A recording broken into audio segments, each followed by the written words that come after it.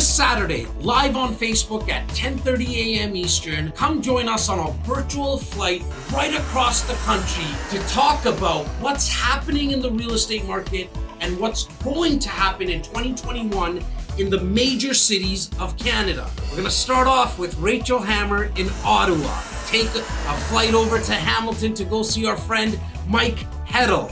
And then we're gonna go to London and see our friend Justin Konikow. Then we're gonna go see Cory Matthews in the Niagara region. Then we're off to the west, where we're gonna see Natasha Phipps in Calgary, and then end off our flight with Mr. Cameron Manning in Vancouver. Do not miss this opportunity to find out what's happening in the real estate market and the forecast for 2021.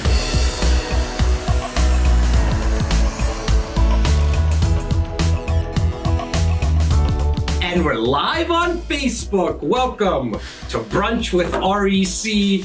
I'm Jas Takhar, and this beautiful face beside me is none other than Simeon Papailias Simos, aka Simos. How you doing today, buddy?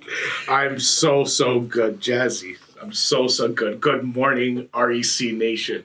Good morning, Jazzy Takhar. Good morning, Canada. This is going to be an epic trip through the nation. A virtual flight. We did this, I think it was the month of April or May. You know, obviously 2020 is a little bit of a blur. Today's Brunch with REC. It's a holiday special / virtual flight across the country. So we have to address a couple of things. First and foremost, welcome to everybody who's watching live. Second, if you're watching the replay, you got to get to us live every other Saturday, 10:30 a.m. Eastern, right here on our Facebook page. It's at REC Canada. So we're live on Facebook. It's going to be a tremendous day. We're two ugly guys with two ugly sweaters. And speak for yourself, man. It's the first thing in the morning on Saturday and you beat me up already. However, I love it. I have till 2 p.m. or something to beat you up today, so I will beat you up all day. So let's talk about this contest. If you think my sweater is uglier, I'm asking you to put up a heart. On the bottom right-hand corner, you have all those options, likes and hearts. Put up a heart if you think it's my sweater that's uglier. Red for heart. If you think Simos' sweater's uglier, put up a blue like.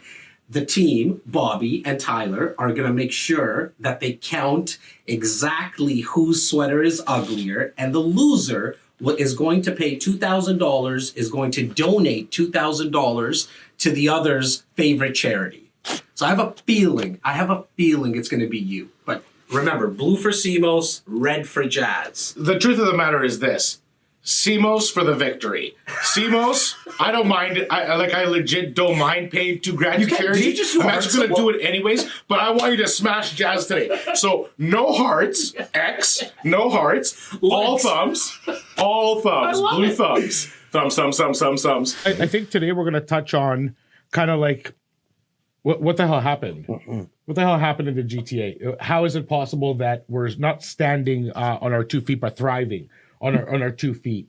And why did the pundits get it all so wrong, right? So I think we're going to have a lot of comment to that. That happens around 11 o'clock today. Then we're going to go to Hamilton, see our friend Mike Heddle at around 11:15. So each segment, we're going to try to keep it around for 15 minutes. But anybody who's been in our family, in the REC family for a while, you know it's tough for Simos and I to stay on time when we're together. If you're new to our family, do us a huge favor to stay up to date with market stats, current opportunities, giveaways, more content, exclusive content. Make sure you're part of our family with our newsletter, and all you got to do is go to recinsiders.com. That's www.recinsiders.com. We'll make sure that you receive all of our newsletters. And then we're going to also head to Niagara region to see our friend Cory Matthews, Natasha Phipps in Hamilton, and then around 12 o'clock. Natasha Phipps, Calgary.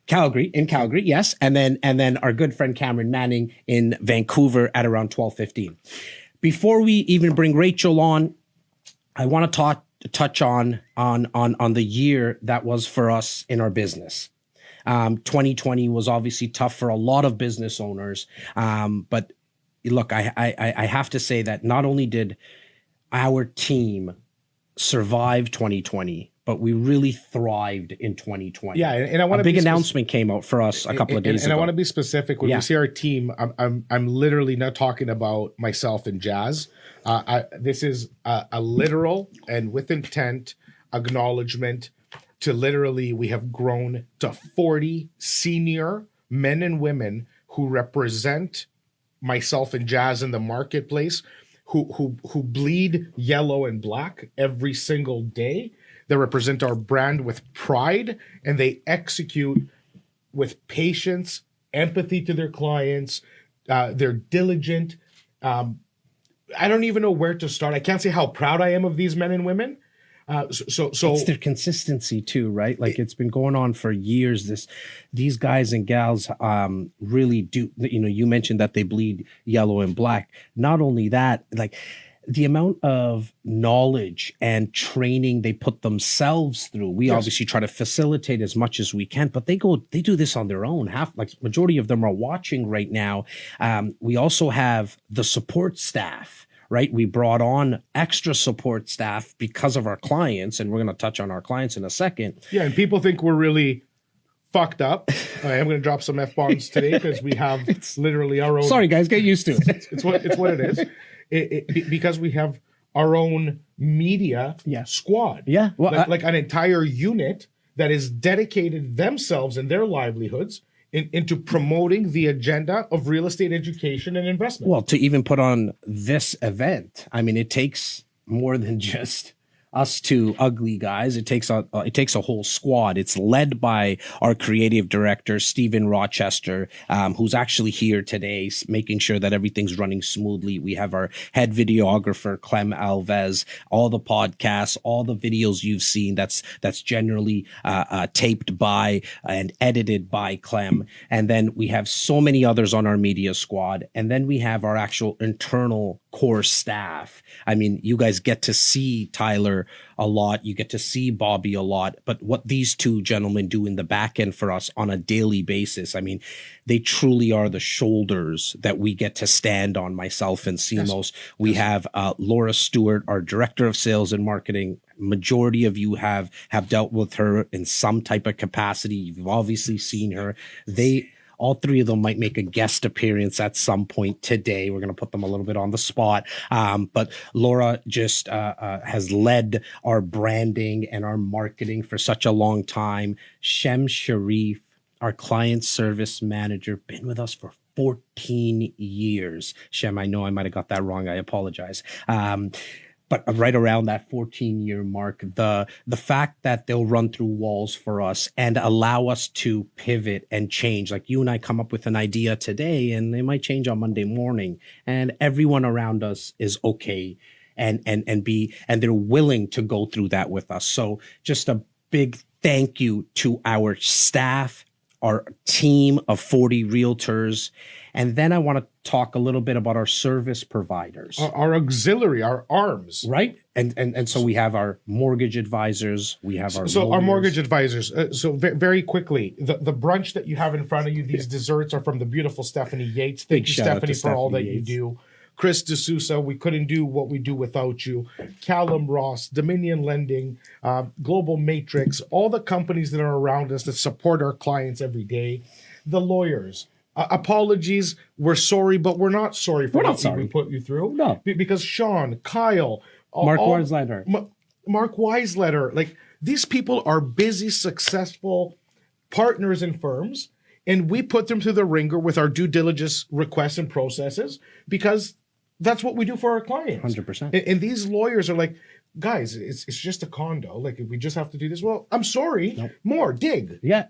Start negotiating with the developers with us, because when we walk into a developer's office, when we're talking about our pre-construction opportunities, when we come in with a lawyer, everyone gets their back up a little bit, right? So it helps us from a negotiation perspective. The home inspectors, the insurance brokers. Big shout out to Kevin Walbourne, Tyler's twin brother, not identical twin brother, one of our handymen who just runs around for us all over the city. Puts up the TVs, puts up the blinds, paints, fixes. You know what I'm saying? So, I mean, all of our service providers, thank you. To our clients, for the last 15 years, you have been supporting myself and Simeon. At that time, it just started with myself, Simeon, and our late great partner, Simon. But you've continued to support us.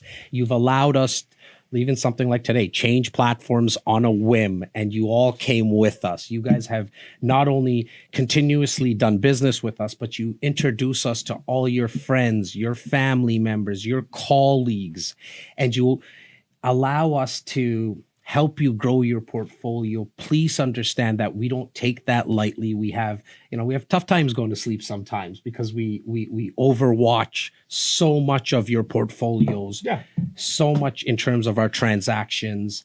And we were blessed by being the number 2 team in Canada this past week. I think it happened on Thursday. It was announced out of 18,000 in our organization, which is Royal LePage Canada. It's the largest real estate organization in the country. 18,000. We were awarded the number 2 team in the country, and that's across every metric, whether it's volume of sales, number of transactions. Like, we're literally transacting literally almost 1,000 transactions a year at this point. We're moving almost $500 million of real estate every year. So to say we're thankful to our clients, it's an understatement. We take the time right now, and this is by no means anything but a heartfelt sign of gratitude. We're humbled every time we look at this thing. I don't know how this happened. It just kind of snowballed. Yeah, it's kind of cool. It kind of happened organically.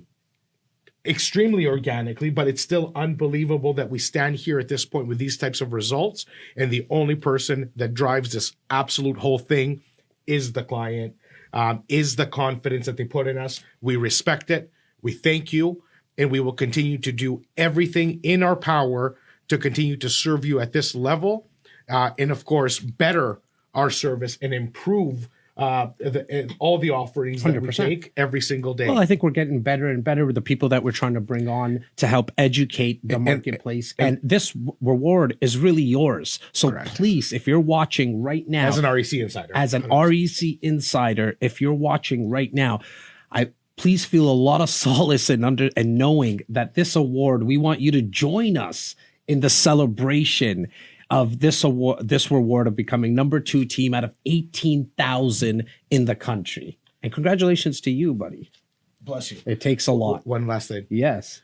Because we do have to go home after this.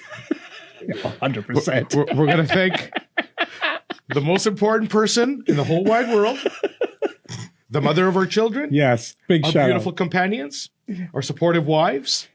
You're the best. Our 4 kids in total. 4 kids in total.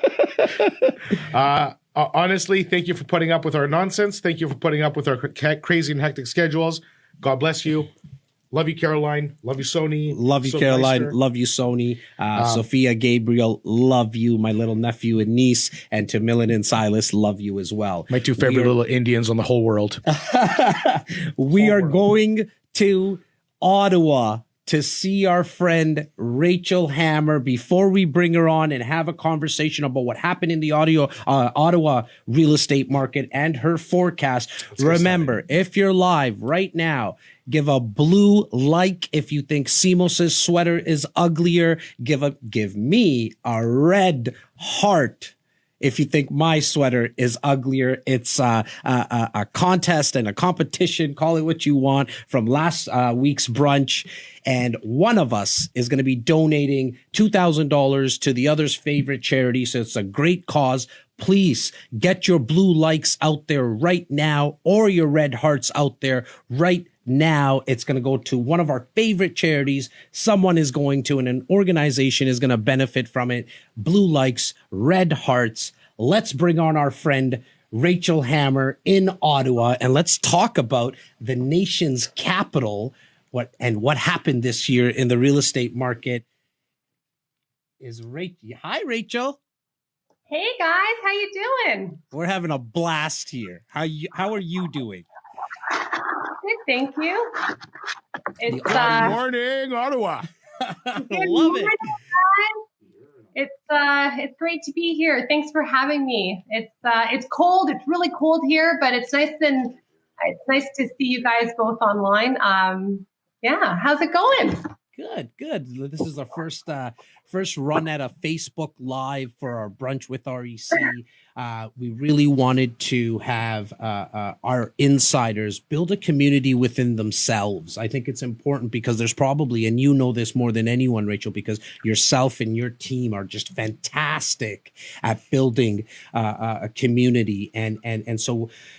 We get one investor asking for tips and tactics and real stories, and we try to do our best to answer those questions. But there's other investors watching right now that have been through it. And so why not connect with each other? And so if you're watching right now live, guys, like talk to each other. All you have to do is press the person's name in the comments. You'll get to their profile and you guys can start to connect offline as well. I think, look, your net worth will always be determined by your network. And so the more that you can develop these partnerships and networking within each other, I think you're just going to learn so much more. It's why we have the beautiful Rachel Hammer on today, because she's part of our network. Simos and I don't know a good street or a bad street in Ottawa, but I can tell you who does.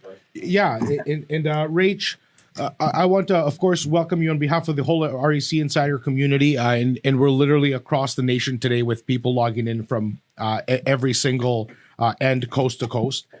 There's a huge component where the Real Estate Investment Network, one of the respected institutions in the country for real estate education, did name Ottawa one of the hottest markets to invest in 2020. So I want you to give us a Reader's Digest version of what the hell happened in Ottawa this year.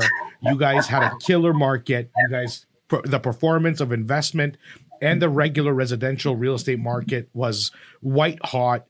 Tell us how that whole thing went down. How did that pandemic help fuel the real estate frenzy that we saw in Ottawa? And how did the pundits get it all wrong?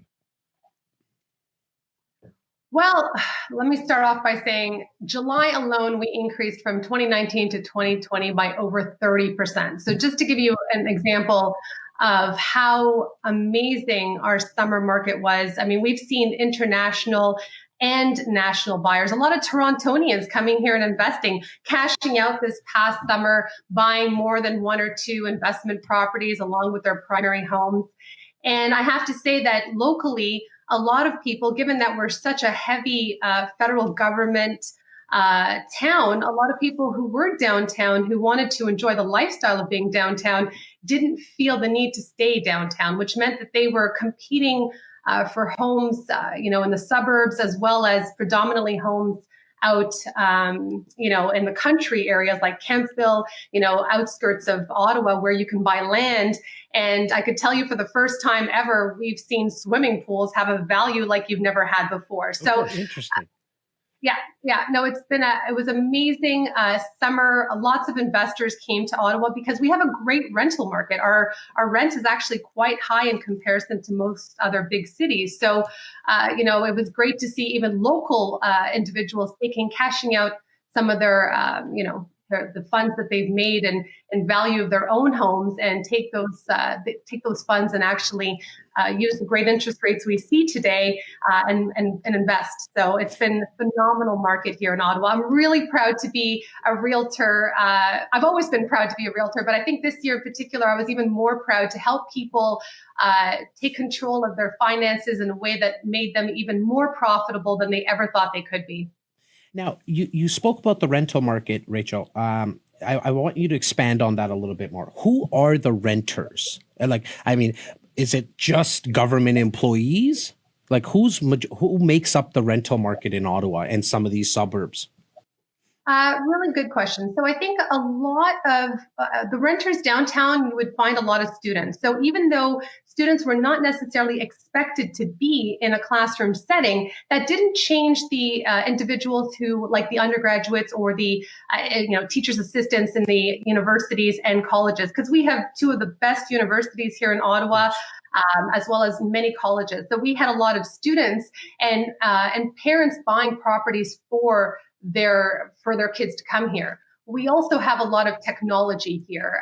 We have Shopify. We have the whole west end of Ottawa, which is very heavily technology based. So people are coming in from the United States. We have clients actually this weekend from South Dakota coming here to purchase the property, who are renting right now for, while they're getting, their spouse here before they can actually move here as essential workers. They're out shopping as we speak with some of our team members.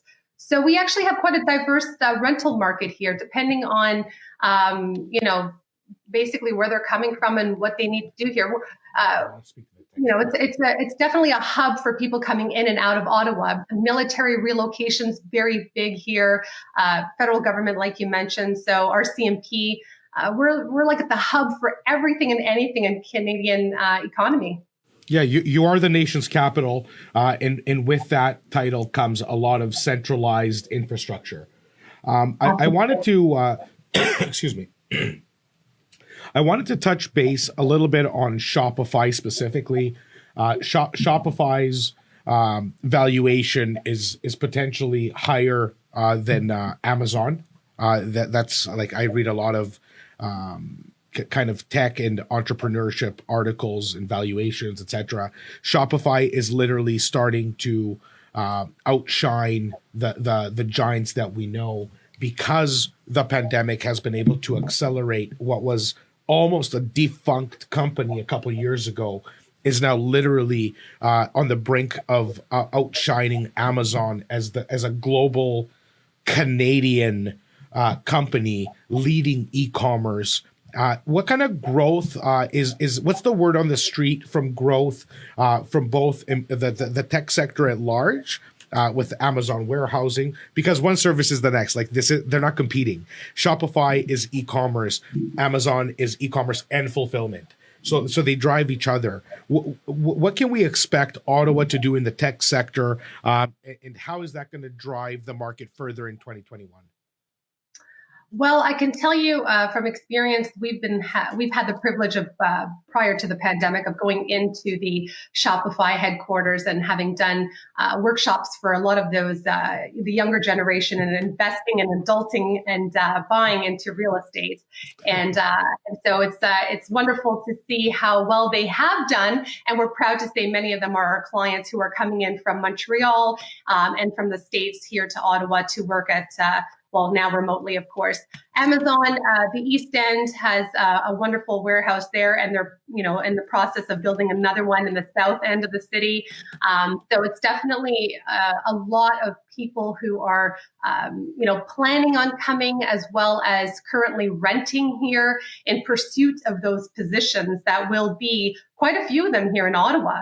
Prior to becoming a realtor, I was an employment counselor. So when you look at currently what's happening with a lot of people working from home, what I think is interesting in talking to a lot of my clients right now working from home is many of them are not necessarily planning on going back if they are close to retirement to the actual workforce come spring and summer of 2021. So I think that's going to be really interesting for employment as a whole. For a lot of people who are concerned right now about their future employment, I think Ottawa is going to have a lot of opportunities in technology, in the forces, and other areas that we may have seen potentially a generation gap that might be rectified because of this pandemic. So definitely a lot of opportunity here. Interesting.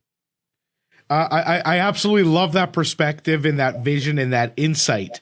For our viewers, you're not going to get this kind of insight anywhere else. Rachel, we actually met Rachel in Portugal, where it was a summit of some of the biggest performers and the best people in the business in the global conference setting in Lisbon, and we really kicked it off. And the reason Rachel is on this show right now is because if any single REC insider has a question about the Ottawa market, you don't need to go through us. You can call into Tyler in the concierge desk. You can reach out to Rachel on Facebook. As an REC insider, say, Rach, I'm an REC insider. I saw you speak. Give me some perspective on that neighborhood over there. Give me some insight on, should I be looking at and a value add second suite property? What should I do in 2021 to take advantage of that hot market of yours? And lead me. That's a great segue, Simos, because I actually wanted to ask you, Rachel, like, as an investor right now, what type of properties are you seeing some possible white space in, or some like a delta where investors can win? Well, that's a really good question, because I think a lot of individuals look at the condo market. It's sometimes, some of the safest types of investment properties. And here in Ottawa right now are, based on the November stats, we're at 26 days on the cumulative days on market, whereas last year we were at 34 days. So the change is not very large. The larger change was in residential. So we were at like about 24 days. For 2020, last year we were at 52 days. So, the residential market, what I'm noticing is a lot of Torontonians, a lot of people are coming here and picking up townhomes. Townhomes are very safe, and so are condos. I think that if you're looking at the townhouse market and you are, in the Toronto or the, GTA area, along with, Vancouver, for example, thinking that you could purchase a townhome, a 3-bedroom, 3-bathroom freehold for somewhere around $500, $550. That's a steal to you guys, right? And to us here in Ottawa, that's us making great return on our investments from only 2 years ago when we were hovering around $350, $400. Now, Rachel, really quickly, sorry to cut you off, because I know a lot of my investors right now are thinking, is my rental income going to cover my mortgage payment and my property tax on that townhome specifically? Just to kind of nail down the townhome talk for a second. Absolutely. So property taxes here in Ottawa, they're fairly high depending on the age of the townhome. So the newer townhomes tend to go per square foot based on MPAC assessment. So those ones right now are hovering anywhere between $2,100 and $2,300 a month in the suburbs. The downtown area, we're hovering probably, I'll give you an example. I've got a 470 square foot condo with parking, and I'm renting that over $1,600 a month, not including utilities. So, and the value of that property right now, if I was to put it on the market, is about $350,000. So the opportunities here give you a lot of diversity depending on how much you want to spend and what kind of tenant you want to have. I always tell people when So I'll tell you, this feels exactly like Toronto 3 years ago, where I think the opportunity, and you can tell us if we're on the right path or not, or if we're out to lunch. But it sounds to me with the purchase price at $500, the rent at $2,100 to $2,300, the fact you're going to be cash flow positive because of interest rates being under 2%. So there is an opportunity to write a 5-year fixed rate, carry that townhouse now with positive cash flow for 5 years, exit it with a massive equity delta. So that same thing you're going to buy today for $500 in 5 years is going to be worth $650, $675. Yeah. You're still carrying that 1.99% financing, which is making you cash flow. It's exactly the play that we've seen. It's exactly, if you're talking about our playbook, we've done this for hundreds of you, as you very well know, because you're all made massive strides towards your $1 million goals because of this strategy. And if we're on point, Rachel, let us know, because we'll be able to send a flurry of investors looking for that $250,000, that $200K pickup for 5 years. Absolutely. Well, and I think that one thing that I would stress upon most investors is a lot of them are picking up some of the new builds, and the new builds are catching up with the value. So to go into a new build office today, you are going to pay a lot more in Ottawa, probably at least, $500-600, and then you're going to wait 2 years. Why wait 2 years? Why not get that property now, get the tenants in there now, and get ready? Because I think 2021 is going to be an incredible year. We're all ready to get out there, to move forward, to see our colleagues in person again, to see our family again. And, with the news, going in the positive direction for vaccinations, most, of the government workers that I speak with here in Ottawa are preparing to be back at the office by spring or summer at the latest. So why wait until interest rates go up, until the economy, changes in any way? Right now is an opportunity for real estate to be an incredible way for your long-term investment to really work in your favor. So it seems like your overall confidence going into 2021 is obviously values to increase. Is there a number that you're kind of thinking about? And I don't think anyone's going to quote you on it, but kind of what's your forecast in terms of what price might do in the Ottawa market? I'm going to quote you on that shit, guaranteed. I love it. No pressure. The fact that you can still purchase homes close to the LRT, close to ways of getting in and out. I mean, everything in Ottawa is 20 minutes from downtown. I mean, that's my favorite thing to tell anybody looking at Ottawa. Don't ask me how far the East End or the West End is. Ask me what kind of lifestyle you want to have and what kind of tenants you want to have. And then I'll tell you exactly what to rent. So when I look at where I believe prices are going to go, they are going to continue to increase in Ottawa because we have hit over 1 million people population here. We enjoy the lifestyle, and people have to move. I mean, that's the important part of real estate, is that there's always a reason to buy and sell. So I trust that single family homes should get over 600, 650 and stay well over there. Properties with land will go for much, much more. But condos downtown should be getting up to more than just the $550 per square foot benchmark that you're seeing right now. There's so much opportunity to buy condos downtown right now in Ottawa. And I really feel that some people are waiting for this, mentality that it's going to change. But what exactly are we waiting for when interest rates are so low? This is a great time to leverage the money you already have in your current real estate and get something even more for yourselves down the road. Rach, you're preaching to the converted, my love. This is the one community in this country that will tell you straight to your face that this is what they do. They believe in real estate. They love real estate. The bottom line is they want to expand their portfolios. From your view, it is December 20th, the 19th today.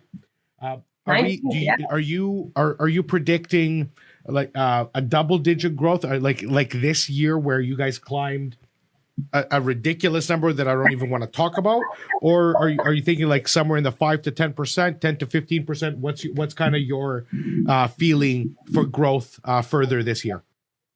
I can say with confidence 10%, and I can tell you with even more confidence that if you look at the history of Ottawa, you have to see in Ottawa's history with the Ottawa Real Estate Board, and I can show you this stat, that there has been very few, if not maybe just a handful of times that market ever dipped like any other. We are the nation's capital. We are. You're the stablest market in the country, no doubt.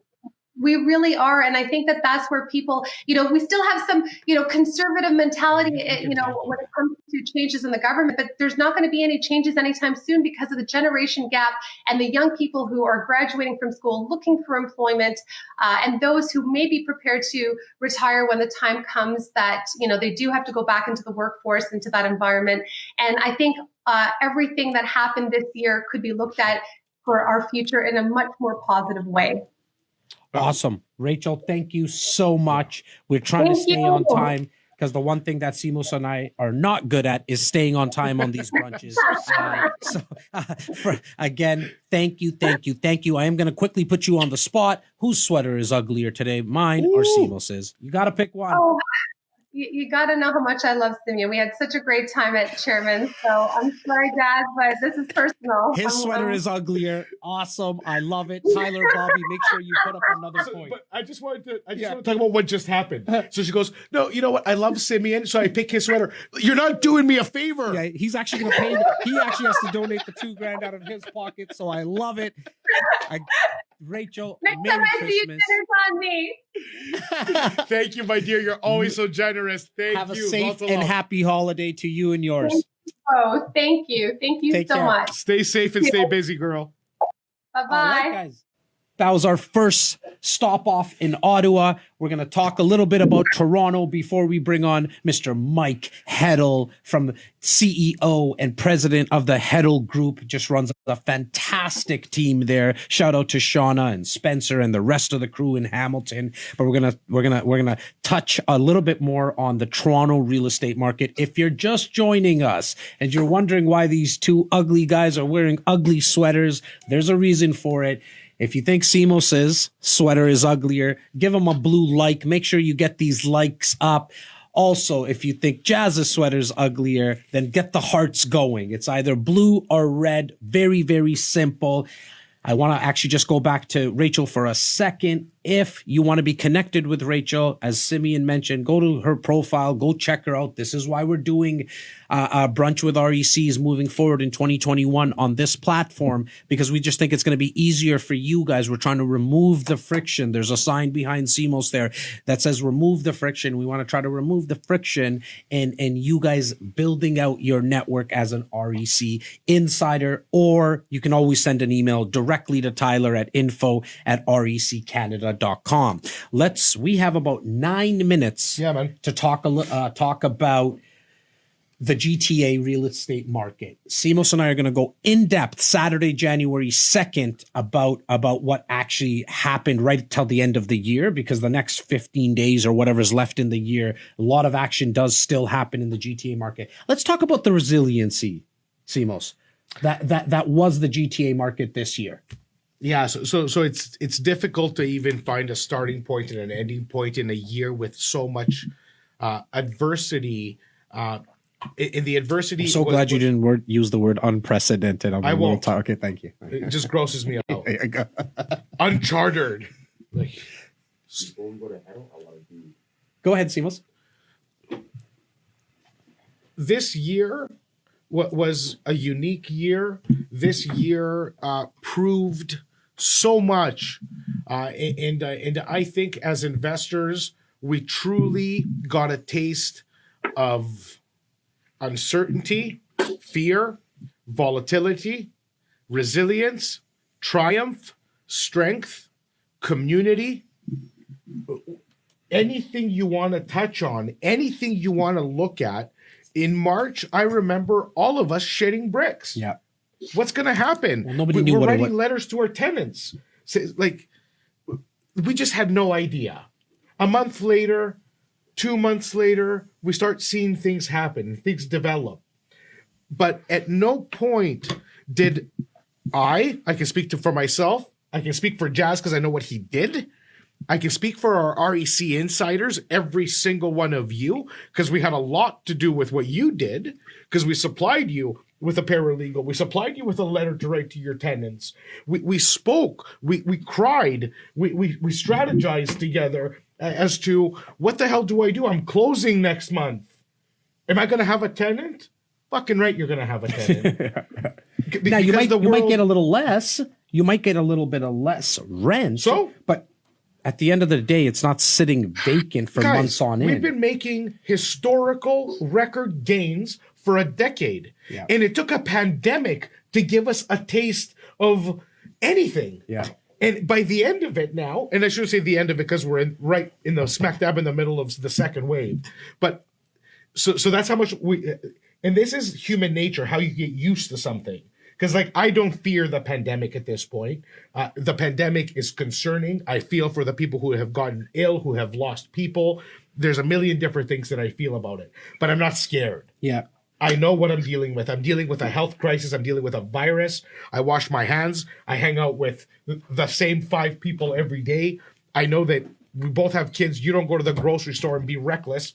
Like, we take delivery of our goods. We do everything we can to do things right.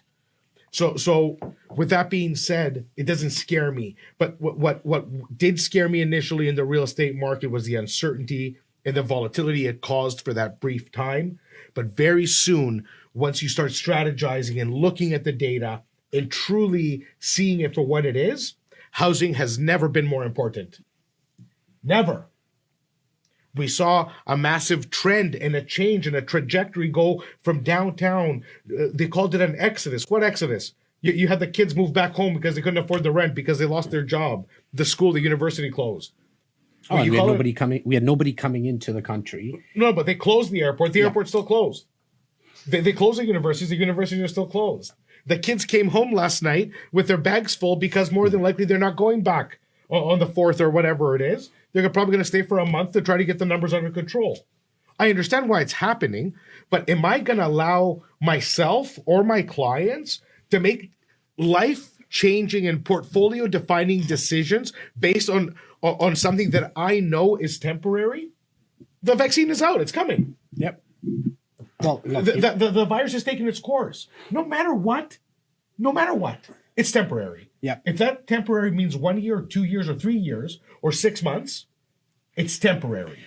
And I don't want, especially if you're new to our family, I don't want you to think, okay, these guys are obviously biased because they're in the real estate market. Let's actually the opposite. Well, let's see what the market actually did. Okay. So as of today, December 19th, okay, at the end of November, we just topped 90,000 sales in the Greater Toronto market. Okay. It's safe in the month.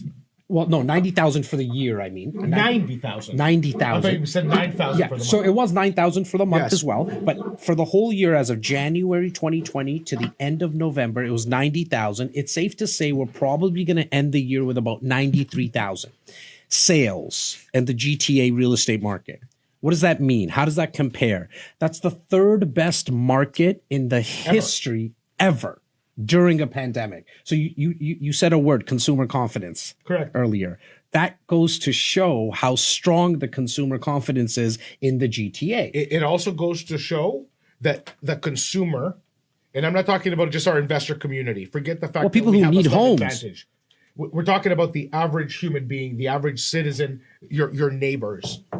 Everybody is at a level of savviness at this point that, yes, did everybody get shaken up on March 17th when they said NBA is shut down, school shut down, and this is shut down, and the whole world was kind of shutting down in front of us? Like literally, it's like lights out. Like you're watching a building turn its light off. And that was the whole globe. But within months, everybody realized this is housing we're talking about. Yep. This is housing we're talking about. A fundamental requirement for every single soul that's breathing on this planet. Now, when we speak about the 93,000 that I think 2020 is going to end off at, I said it was the number, it was the third top in history in terms of sales. Values also appreciated to a tune that we haven't seen in a very long time. 13.1% year over year increase. That's the average. You have areas that did even higher. No. Like Oakville is at over 20%. Well, that's a great point into the segue that I was going to mention, which was you got to take each segment of the market differently. You got to look at it differently because the detached market in Oakville did go a little over 20%. But the condos, you didn't see that increase. So when you see that average of 13.1%, you have to ask yourself, okay, why? Well, because of the points that we covered. People still need housing. They need homes. Interest rates, for the first time ever, we saw less than 1%, right? Like, and you can lock in a 5-year mortgage for right now, as of today, okay? Population has obviously been decreased significantly coming into the GTA, but it's still people that need homes. They're the ones who are looking. I mean, that's from an investor's perspective. If I, like me being an investor, I'm going to look for where are the deals. And so for me right now, when I see that values in condos, for example, in the downtown core have gone down, that doesn't worry me. That makes me excited. Because you make money, as we all know, in real estate. And if you don't, you make money when you buy. So values have gone down slightly in the downtown condo market. This might be an opportunity for you to start looking at what values are doing in rents. We're also seeing increases in rents now as well. And we're going to dive into it more on January 2nd. We found the bottom. Right? I think we hit the bottom. And you're starting to see a rebound. We're going to go into it a lot more in detail. I'm going to force you to rephrase. We found the bottom. There's already lots of proof in the pudding. Yeah. We have the numbers. We're going to analyze them to death once we get the December numbers in the books too. And that's coming on the next brunch in exactly 2 Saturdays from now. Saturday, January 2nd, live right here on Facebook. Yeah. Let's go see our friend Mike Heddle in Hamilton. Sure. Did you have something to say before? No, you know what? Because we are able to get right back on track right now, I'm just going to shut my mouth. There's going to be lots of opportunity for me to get my little... We're going to go see our friend Mike Heddle in Hamilton. Steve Rochester, I know, then the team is bringing him on. We might even add, there he is. How you doing, Mike? Hey guys, how are you doing? It's great to see you. Love you both. I'm going to start out. I love the network, not only what you guys are doing for your center, your insiders, but what you guys continue to do for the industry is top notch. Having people like Rachel on. Rachel, I got to throw a shout out to you. I miss you, dear. I appreciate your comment this morning within our social network. You guys have really done a top notch job at delivering value to all of our lives. So thank you very much for that. I think we all need more people like you in our lives, especially this year during COVID. Wow. Thank you. I'm not sure if you were on earlier, but I was just also wanted to acknowledge your team. Obviously Shauna as well as Spencer, and I haven't had an opportunity, and neither has Simos, to meet the whole crew there in Hamilton, but congratulations and kudos to another award-winning year and record-breaking, I believe, year for yourself and your team. So congratulations to you, Mike. Yeah, thank you very much. It's, surrounding, the old saying goes, making sure you've got the right people on the bus and that they're in the right seats. So I've been very fortunate to surround myself with amazing individuals, not only in business, but, friends like both you and Simos. So thanks for having me on today, guys.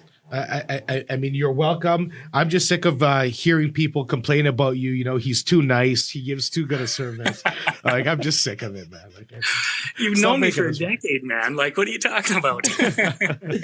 I'm joking. Welcome to the show, Mike. Thank you. It's our pleasure to have you on, and I look forward to your insight in that in the old hammer. That Hamilton market has been on fire for literally a decade. I don't want to talk about it anymore from a standpoint, it's the Tortonius, looking for, just get out of here. Let's speak to the market for what it is. It's its own market. It's hot as hell. It's self-sustainable with employers, with infrastructure, with transit. Tell us what's happening in Hamilton this crazy year of 2020. And also, I want you to get into what do you expect 2021 to do, and why would people want to choose Hamilton to invest in that market? What can they expect as an ROI, and how? Yeah, that's awesome. So like running a business, being an entrepreneur, I think as COVID started to hit, we doubled down. Our efforts were, reaching out to our clients. There was a lot of uncertainty. And, I'm asked the question, almost every day of the week, how's the market? And I love that question. It was phrased to me by one of our friends, your mentor, and he provided a lot of great value to my life. The question I reply with is, what market are we talking about? I mean, there are micro markets within the market. And I also think that it's great or some value to define to your users around that question would be not only what market are you talking about, but what are we in? What's the strength of our market? So when I ask the question, how's the market? Are we talking about the average days on market? Are we talking about the average price? Ultimately, I think what people, the general public, are asking when they ask that question is, are we in a buyer's market? Are we in a balanced market? Or are we in a seller's market? So for those of you that are listening as educated investors or savvy real estate people, ask that question, because I think that's going to help guide you with respects to, is it a good time to sell, or what negotiating strategy should you be using if you're an investor based on absorption rate, or the tool that we often reference. So Mikey, if you're going to make people ask that question, then I want you to go down the path of what metrics they should be following. Okay, buddy? Yeah. I think the big ones are, you guys know me, I'm a data guy. Sure. Average price is great. what's going on with average price of the market. And we've seen our prices appreciate about 20% this year. And some markets, as you just alluded to, have exceeded that. Days on market, well, that's going to illustrate, how quickly properties are selling. So if you're a buyer, that can be a useful tool to light a fire, to take action. Our average days on market right now is running under 20, which is very, very strong. The metric that you're defining and that I'm talking about is months of inventory, or absorption rate is often referred to. So how much inventory is on the market and how quickly is it being purchased up or bought up by buyers? And a strong seller market is the lower month of inventory number. So anywhere between 0 to 4 months of inventory would be a seller's market. 4 to 6 months of inventory is that balanced market, and anything over 6 months of inventory is a buyer's market. And right now in Hamilton, we're hovering under 1 month of inventory, which means every property that's listed on the market this past month is going to sell. It's sold, and even more property sold. I want you to talk a little bit about who the tenants are. Who are the tenants in Hamilton?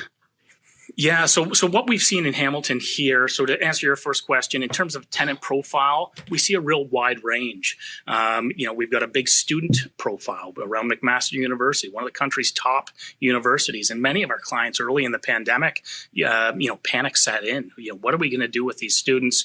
As Rachel kind of indicated, and as you guys have seen, we've seen that student population and that student market as strong. We fortunately have not had any of our clients, in arrears or default with that segment. So the student rental population is a big segment within our market. We're also seeing some spillover. The COVID has provided the ability to work from home. There's greater value out here in Hamilton. Our average price is about $725,000, which is about 30% cheaper than Burlington. So for a 15-minute drive, you can save yourself, 30%, whether you're purchasing, and our rental market follows those trends. So we see a pretty big and diverse demographic. We've also seen what I'll call like the spillover effect. So our outlying markets like Smithville or Cayuga or Caledonia, those have really seen some strength in not only average price, but we had multiple offers on a tenant-occupied property, 5 offers on a lease last week, which is amazing to see in Smithville. Having said that, so Mikey, there was a new construction project that launched in Brantford. Yes, I can't remember its name. Was it Parq? Parq. Yep. Yes, it was literally sold out in an hour and a half. An hour and a half. We're I was certainly able to get seeing 3 investors in. An hour and a half, the project was sold out. Why do people believe so firmly in the future of Hamilton's economy? For a decade or more, many economists have been looking at, when you look at the underlying economic drivers, things like average income, net migration, affordability. We're seeing people coming out of the GTA, and you guys will speak to that market. But, the old saying, drive until you qualify. So that's one of the big drivers is, this golden horseshoe region that we both live in is the economic driver behind the country. And we're landlocked. We've got nowhere else to build. We've got Lake Ontario to the south of you or to the north of me. And then the world's largest greenbelt, surrounding that. So that fundamentally, with population growth, Canada being the fastest growing advanced nation on the planet, that provides that foundation and the fundamentals for growth. So as you talk about those outlier markets like Brantford or St. Catharines, we're seeing people drive until they qualify. Brantford, you're going to have about 15 to 20% cheaper property values than in Hamilton, which are about 30% cheaper than Burlington. So we're seeing that spillover effect. One of the other interesting trends that we're seeing is what I'm referring or coining a term more geographical prices. So as somebody comes out of Toronto and they're selling their $1 million condo, they're seeing great value in those outlying markets like Hamilton, and that's helping bump up prices. Question for you, Mike. Going back to Hamilton, I think you mentioned 700K is kind of the average. Yes. Okay, so let's just take that $700,000 purchase price. I'm an investor right now. I have $140,000 as my down payment. Call it $155,000 with my closing costs. What am I gonna get? What type of property can I get for that $700,000? That's gonna be investor focused. Yeah, that's a great question, and I can give you a perfect example because we're in negotiation this morning on a beautiful legal triplex, purpose built for $750,000, and the numbers are phenomenal. Cash flow at market rents. One of the units is underperforming, and we're looking for vacant possession on that, which is brilliant. Cash flow is about $700 a month, positive cash flow on that property. So when you take a look at, and we'll talk some terminology that we look at, yes. like the cash on cash component is yielding about a 6% return. The principal recapture is yielding about a 8% return. And I know you guys are going to ask for my prediction at the end of this. I'm very conservative, but even if we see a 5% appreciation on that property, which is certainly a very conservative estimate. Yeah, I don't want to hear about your under promising and over delivering. I'm going to hold you to this quote. So if you're too low, it's just as bad as being too high. I knew you guys would try and put me in that position, and I'm going to answer like a true politician, I guess would. So we often, let's say 10%. A 55-year average is 11% appreciation. So back to this specific property, like our client is going to yield close to 40% returns on a beautiful, turnkey, purpose-built triplex. So that's how far your dollar will go, with $700K. And again, you said rental income will not only cover the mortgage payment, the property tax, the insurances, the common expenses for the utilities, so on and so forth. But how much did you say the net cash flow would have been? Almost $700 a month. $700 a month. You gave yourself the segue for the forecast of 2021. What are you looking at? What are you thinking for 2021, my man, in the Hamilton region? I'm reading, much like you guys, we're bombarded with information. I'm going to bring context to a report. Simos, you talked about a report that came out from a very reputable organization. I don't know that you addressed this report suggesting that we might be in an early stage slump. And they're looking at the drivers like GDP and employment.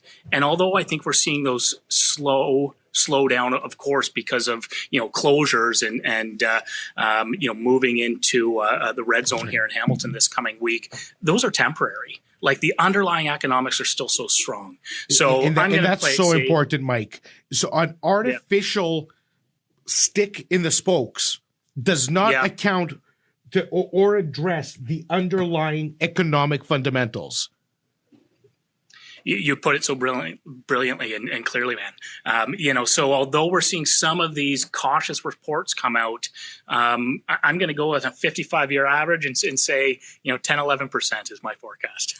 Look at that. That's although awesome. Remember, you're not using a small sample size. When Simos and I speak about the GTA, for example, we usually quote our 40-year average in the GTA, which is 7.2, 7.3%, compounding year over year increase, right? And so I love the fact that you're not just using last year's numbers. You're going out even a little bit further than that. And so I really appreciate that. Real estate, you guys know it as well. We deal with new build construction. We deal with investors. I love Simos, the way you just said, like, we're talking about one of our fundamental needs as human beings, shelter. So I know our big part of our audience here is investors, but when you talk about a necessity, shelter, it's something that we all need as human beings. And the area that we live in is very attractive from a long-term forecast on growth and GDP.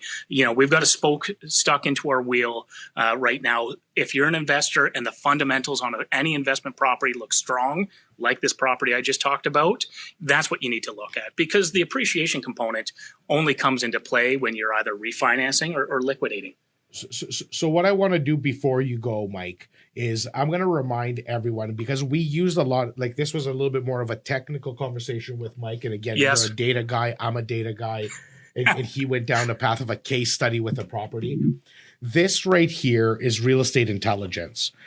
If any of you want to download it, it's as easy as asking our real estate concierge, Ty. He's all over the comments.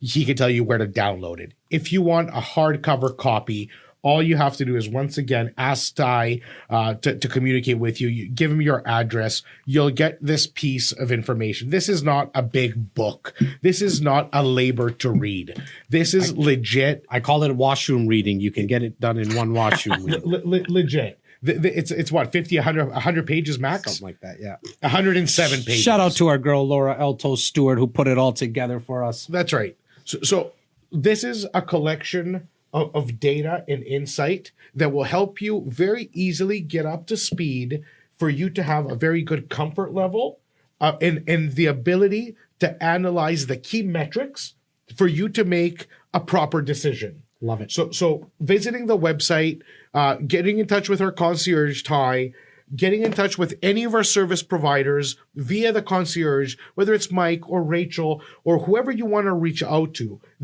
Every one of our partners knows how we speak. They know our language. This is why we work together. So when you're going to say, Simeon, I want to work, I'm thinking Hamilton is the market for me this year. This is where I want to expand. No problem. We have a few incredible partners in Hamilton. Mike Heddle being the leader for us in that Hamilton market. And Mike is going to speak the same language we speak. He's going to take you down the path of the data that we value. So we're not talking about different strategies, different trains of thoughts. We look at the best areas with the best fundamentals, with the greatest returns. And this is why we typically 99.9% of the time win. Well, and there's a reason that we picked the cities that we picked today. And then on top of that, the people that we picked. I mean, Mike Heddle is not someone that we met 2 days ago on the subway, right? I mean, he's a guy that's he's been in our network for 10 years. He works with not only our REC insiders, but he's who Simos and I go to, like, when we want to look at a property in Hamilton. Right. And when we go to London next, we speak to Justin Konikow. When we go to Calgary, we call Natasha. There's a reason we put, and there's also a reason why you see, for anybody who's been in our family for a long time, the same faces over and over again. Why? Because we eat, sleep, breathe this stuff. Heddle, I actually even had to ask him to tone down his market analysis stats because I think it's going to go over people's heads. Like Heddle just knows it so well. Brother, going to put you on the spot. Who has the uglier sweater on today? You know, that's a tough. You guys are two beauties, in my opinion. You piece of garbage. Certified beauticians. You know exactly whose sweater is uglier. Right here. Jas, I'm going to make things easy and hit you up for the $2,000 donation. Right. So, Simos, I got your back, brother. I'm gonna vote for you, Jas. We love you. Rachel, Merry thank you for starting Christmas. that. Happy holidays. Happy Hanukkah, all of it, my man. Thank you so much for joining us on this virtual flight holiday special. Thank you. Thank you, guys. Keep up the great work. All right, man. Take care, brother. Be well. Okay, guys, we're gonna head out to London, Ontario. I think we're just waiting for our boy Justin Konikow to come on. He's actually on as we speak. Mr. Justin Konikow, how are you doing today? What's up, Fam Jam? Oh, we're good, brother. Look at you. Look at you with the hat and the shirt. We love you, brother. What is going down? Look at those shirts. I just Prime love on, man. What's up, man? Love the Prime I gotta family. give you my hat, Simeon. Look at that. Matches your shirt. Your shirt's pretty hideous, though, I will tell you that. Okay, so we're not gonna ask Justin at the end. He already told us whose is worse. Yours is hideous. He said it. That's it. He just wants to see me pay, bro. He just wants to see me pay. And everybody who's watching, guys, the community is really building up. The team's telling me we have tons of people on right now. Please get the blue like button pressed or the red heart button pressed. This is for charity. One of us are going to be donating to the other's favorite charity, $2,000 today. Please like If you think Simos' sweater is uglier, heart if you think Jas's sweater is uglier, and comment. Make sure you let us know right now where you're signing in from, because I have a feeling when Justin Konikow gets on, a lot of his communities here as well. So big shout out to Justin's friends, families, and colleagues, especially his colleagues who make Prime Brokerage the brokerage in London / Grand Bend. Justin, you guys have had a crazy busy year in London. Please take the mic. You're no stranger to the camera and the mic. Talk to us all about all things London right now, my man. I appreciate it. And I'll keep it pretty concise because I know that when the three of us get together, we might end up doing an hour-long podcast. So I got it super dialed in on the stats side. I'm going to give your audience a little bit of a high level in terms of what I'm talking about in terms of market, because you hit the nail on the head. London, Ontario is kind of the heart of that southwestern Ontario pocket that we cover. You're looking at a map. It's Lake Huron to Lake Erie, Woodstock to about Sarnia. I know you think Grand Bend because we ran into each other last summer, and Grand Bend is a king. Well, let's start with the heart, right? London being that centerpiece. Over the last 5 years, prices have gone up 150%. Last year to this year, you're talking a 33% increase in the volume of sales, and the price is up 34% from last year. So I think what's happening high level is, you're seeing a lot of movement from primary markets to secondary and tertiary markets. And we've known each other for such a long time. I remember back in the day when we started together, we would laugh. I think our average price was like $279. And it was a really well-kept secret. And you saw people kind of moving into the market as first movers, seeing the opportunity for growth. And now it's really the general public that's moving into our primary market, which would be London. But it's extrapolating to all the other markets as well. So London being, say, our primary, you have your secondary markets like your Grand Bends, like your St. Thomas, like your Port Stanley, your Strathroy's, that are all these other little cities within our territory. So I like to coin the term the GLA, so the Greater London area is thriving. And I'll run you through some numbers to give your audience some idea of what that means. So London proper, the increase in price was at 29.9% from last year. The average price now is $541,377. Elgin County, which would be the southern part of our territory, your average price is $491,987. So you can still get into that market for under $500. Middlesex County, which is those large rural properties that everybody wants right now, the average price is $604,212. But you are seeing a lot of properties that are maybe one really nice house with some acreage trading in the $1 million+ mark. St. Thomas, which is always known as being about 15% cheaper than London, is like a smaller version of London. They are thriving from the business standpoint. They had a lot of entrepreneurial investment into the community. Their average price is $4.25. So very affordable market for people to get in. We have a number of projects in that Elgin County area. And to give you an idea, you can get in a semi-detached home for like $4.25, and you can still get into a really nice, 2,000 square foot home backing onto Ravine for like the 600 to 650 mark. So still very affordable. And then you have Strathroy, which would be about 20 minutes from London, heading down towards the Sarnia area. Average price is $591. So kind of creeping up to that London market. And then Grand Bend, which you mentioned in the beginning, is on absolute fire. And I know a lot of people in your areas will understand what Grand Bend used to be. I bet you all were there at some point in time. Maybe you partied there 20 years ago and you have a concept of what it was in your mind. There's a lot of capital injection happening in that area. We have an REC Prime partnership that we're working on down in Blue Point. And Simeon, as you know, that is flying. It hasn't even been posted publicly. And the pre-construction investment, we sold, I want to say 16 units in the first 30 days or so. So to give you an idea of consumer confidence and people looking beyond their bubble. So we're seeing a really, really hot market right now. You know what, Justin? And that's something important. We never really talk about specific promotions, this, that, the other, because we're just not from the selling mentality when we go outbound to our audience.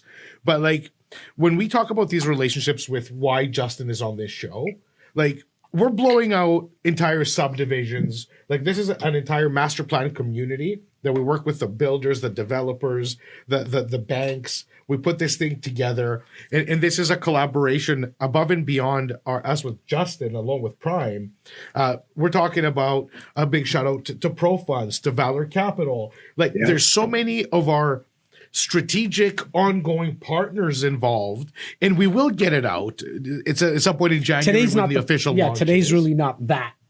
No, for sure. Like in terms of pushing out that opportunity, because I really want, because I mean, Justin was really diving in to the analytics, right? But go see. And I'm just saying, like, when I look at Justin, it's so much more than just a trusted partner. Like, we literally work on these things together. So when you're diving in with this knowledge to our audience, this is somebody that we trust so explicitly.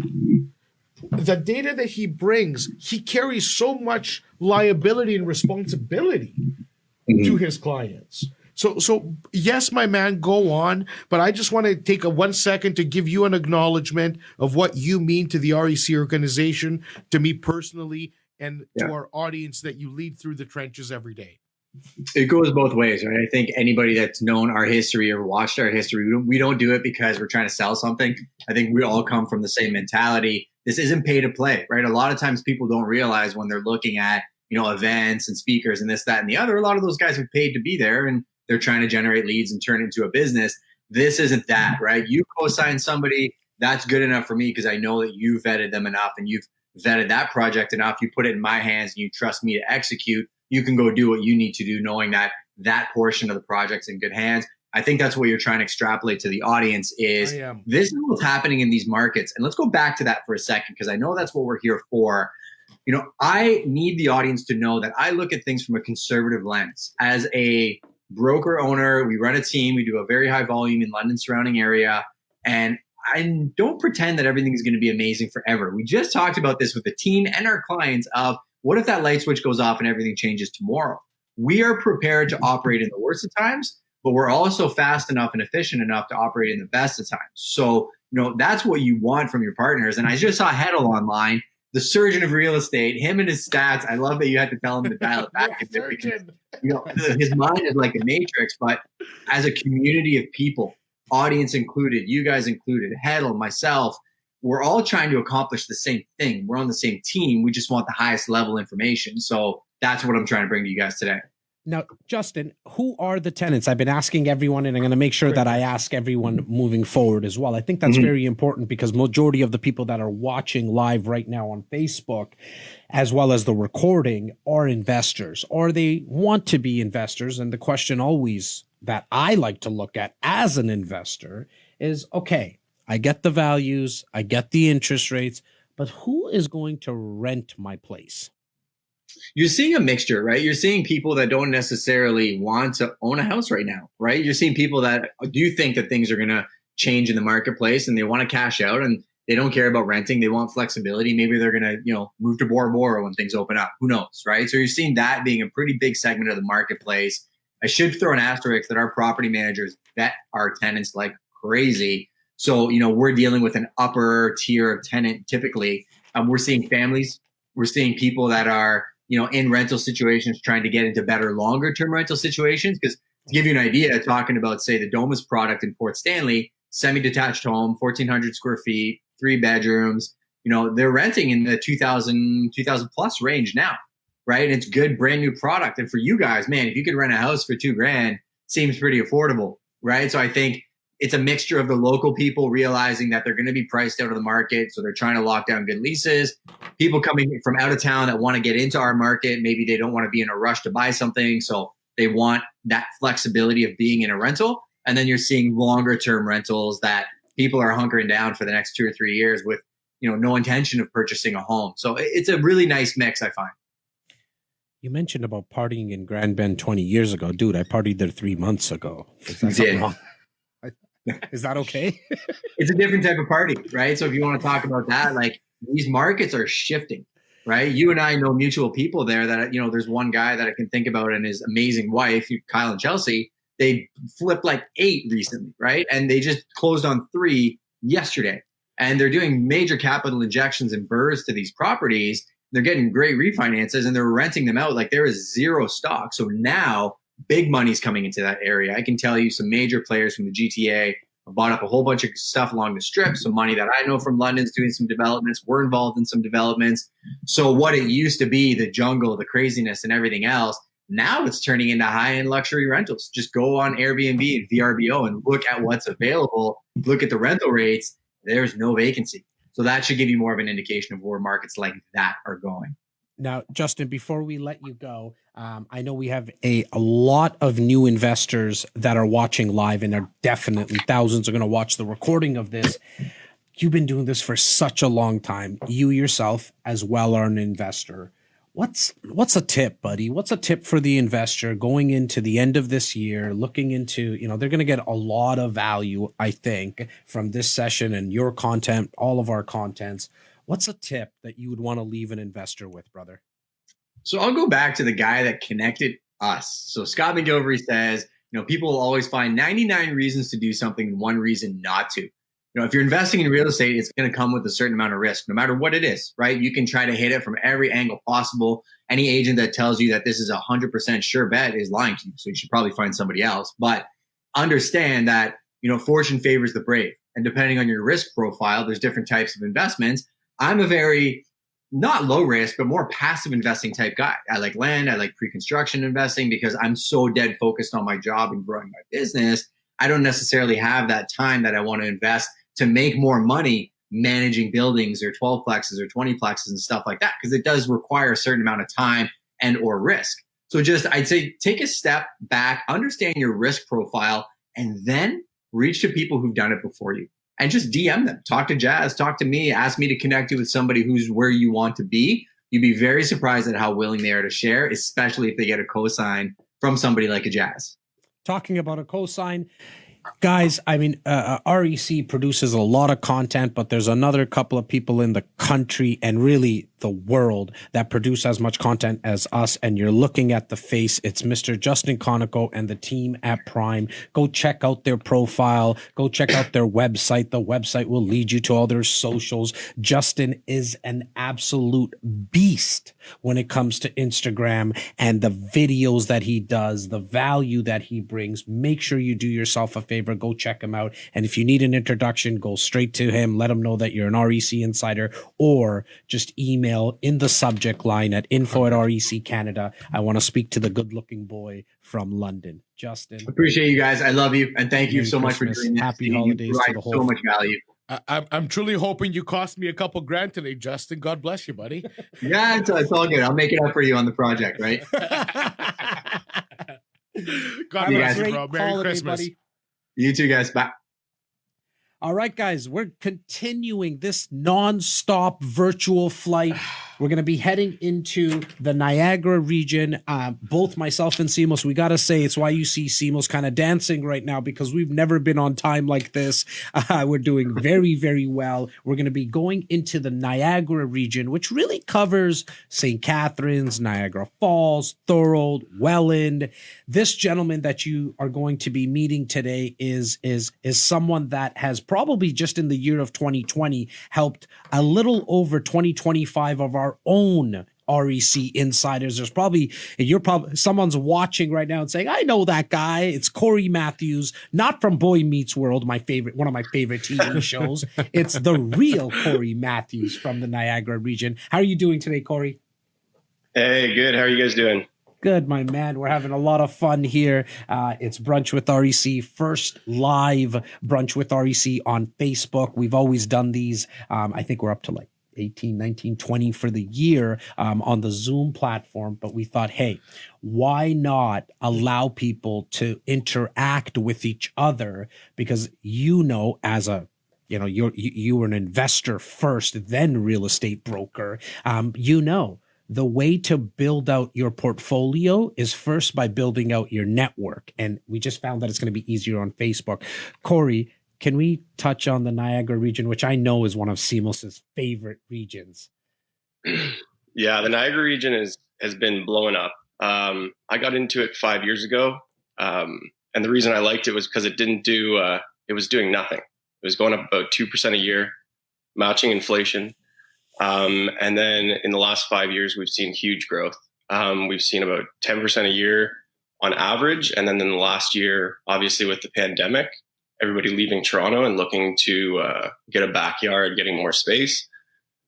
The wineries, the retired factor there. We're seeing a lot of retirees coming maybe on the fence between whether or not they want to stay in the big city or go out to, greener pastures and nicer areas. Well, now they're looking at the Niagara region because you have the wine, you have golf, you have access to, when the border opens up, you have access to the Buffalo airport. So it's a lot easier to get around. Yeah, we've seen massive growth in the last year.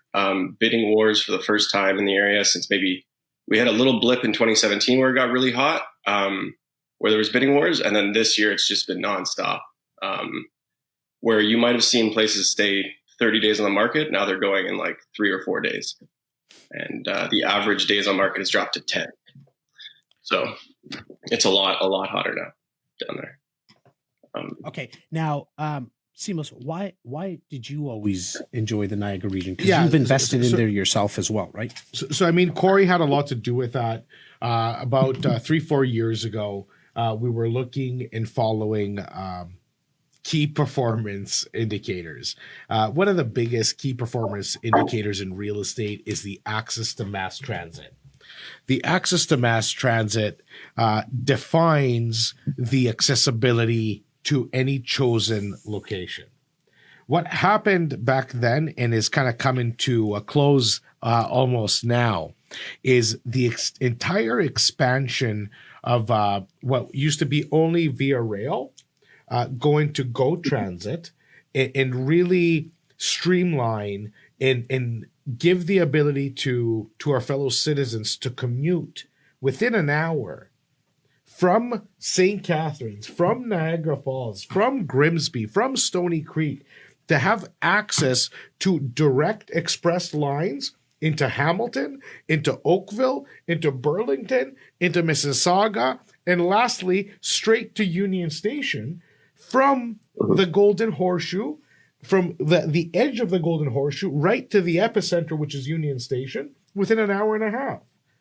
So if you are an investor and you were to ask 4 years ago what happened, well, Cory can probably out loud read the legislation when it was passed, tell you how it went down, what Metrolinx did, what they didn't do. They renovated old stations and turned them into marvels of mass transit and created a market that is accessible, that is easy, that is fast, that is beautiful. And lastly, if you bought a home 10 years ago and turned it for 300 and it's not worth 900,000, and you sell that 900,000 home, you can go to St. Catharines and for 450, you can buy outright the double the size of the home that you had in the city, live like a human being if you're at the stage of your life where you can appreciate some more openness and you don't have kids in university and all those things. And of course, sit with $500,000 in your bank, whether you're going to invest it outwardly into the duplexes and triplexes. Cory has single-handedly done this for himself. He is a housing provider to the marketplace, and he does it for our clients, his clients, every single day. To that point, Cory, what are, when you're shopping around in the car with investors, what type of properties are you showing right now in all of the Niagara region? So, I mean, my preference is duplexes, triplexes, and then anything up above that. You can, single family homes are good, but what I like to do, the reason I like duplexes and triplexes is because if you have one tenant leave out, move, or one tenant not pay, you still have maybe one or two other tenants paying the mortgage. So maybe you're on the hook for the bills and the property taxes. Risk management. It just gives you risk management, right? So that's what I like to see. And I also like to see multiple exit strategies. So if I have a duplex, with the potential to turn it back to a single family home to sell it for higher on the market later, I look for those options too, right? Everything I'm looking for is versatility. So the one I just bought, I just bought a property myself. And the thing I do is I normally end up buying the dogs because I want to get my clients, most of my clients want the turnkey places. So I end up buying the places that need the most work and generally need the most upkeep. But so I got one that I needed to renovate the upper unit. Guy was a smoker in there. He smoked in there for 15, 20 years. So changing that out. And then it also had another piece of land attached to it. So just having multiple exit strategies on the property, being able to sever and being able to increase rents, those are the key things I look for my clients. And where was that property and how much was it? So that was in a town called Chippewa. Most people aren't going to know where Chippewa is, but it's attached to the Welland River goes through and then connects into the Niagara River that goes into Niagara Falls. Okay. So it's just outside of Niagara Falls. It's a little small community. And the reason I love that community is because I found 3 tenants in the last week for my properties, and they all knew each other. So everybody was word of mouth. And what did you purchase that for?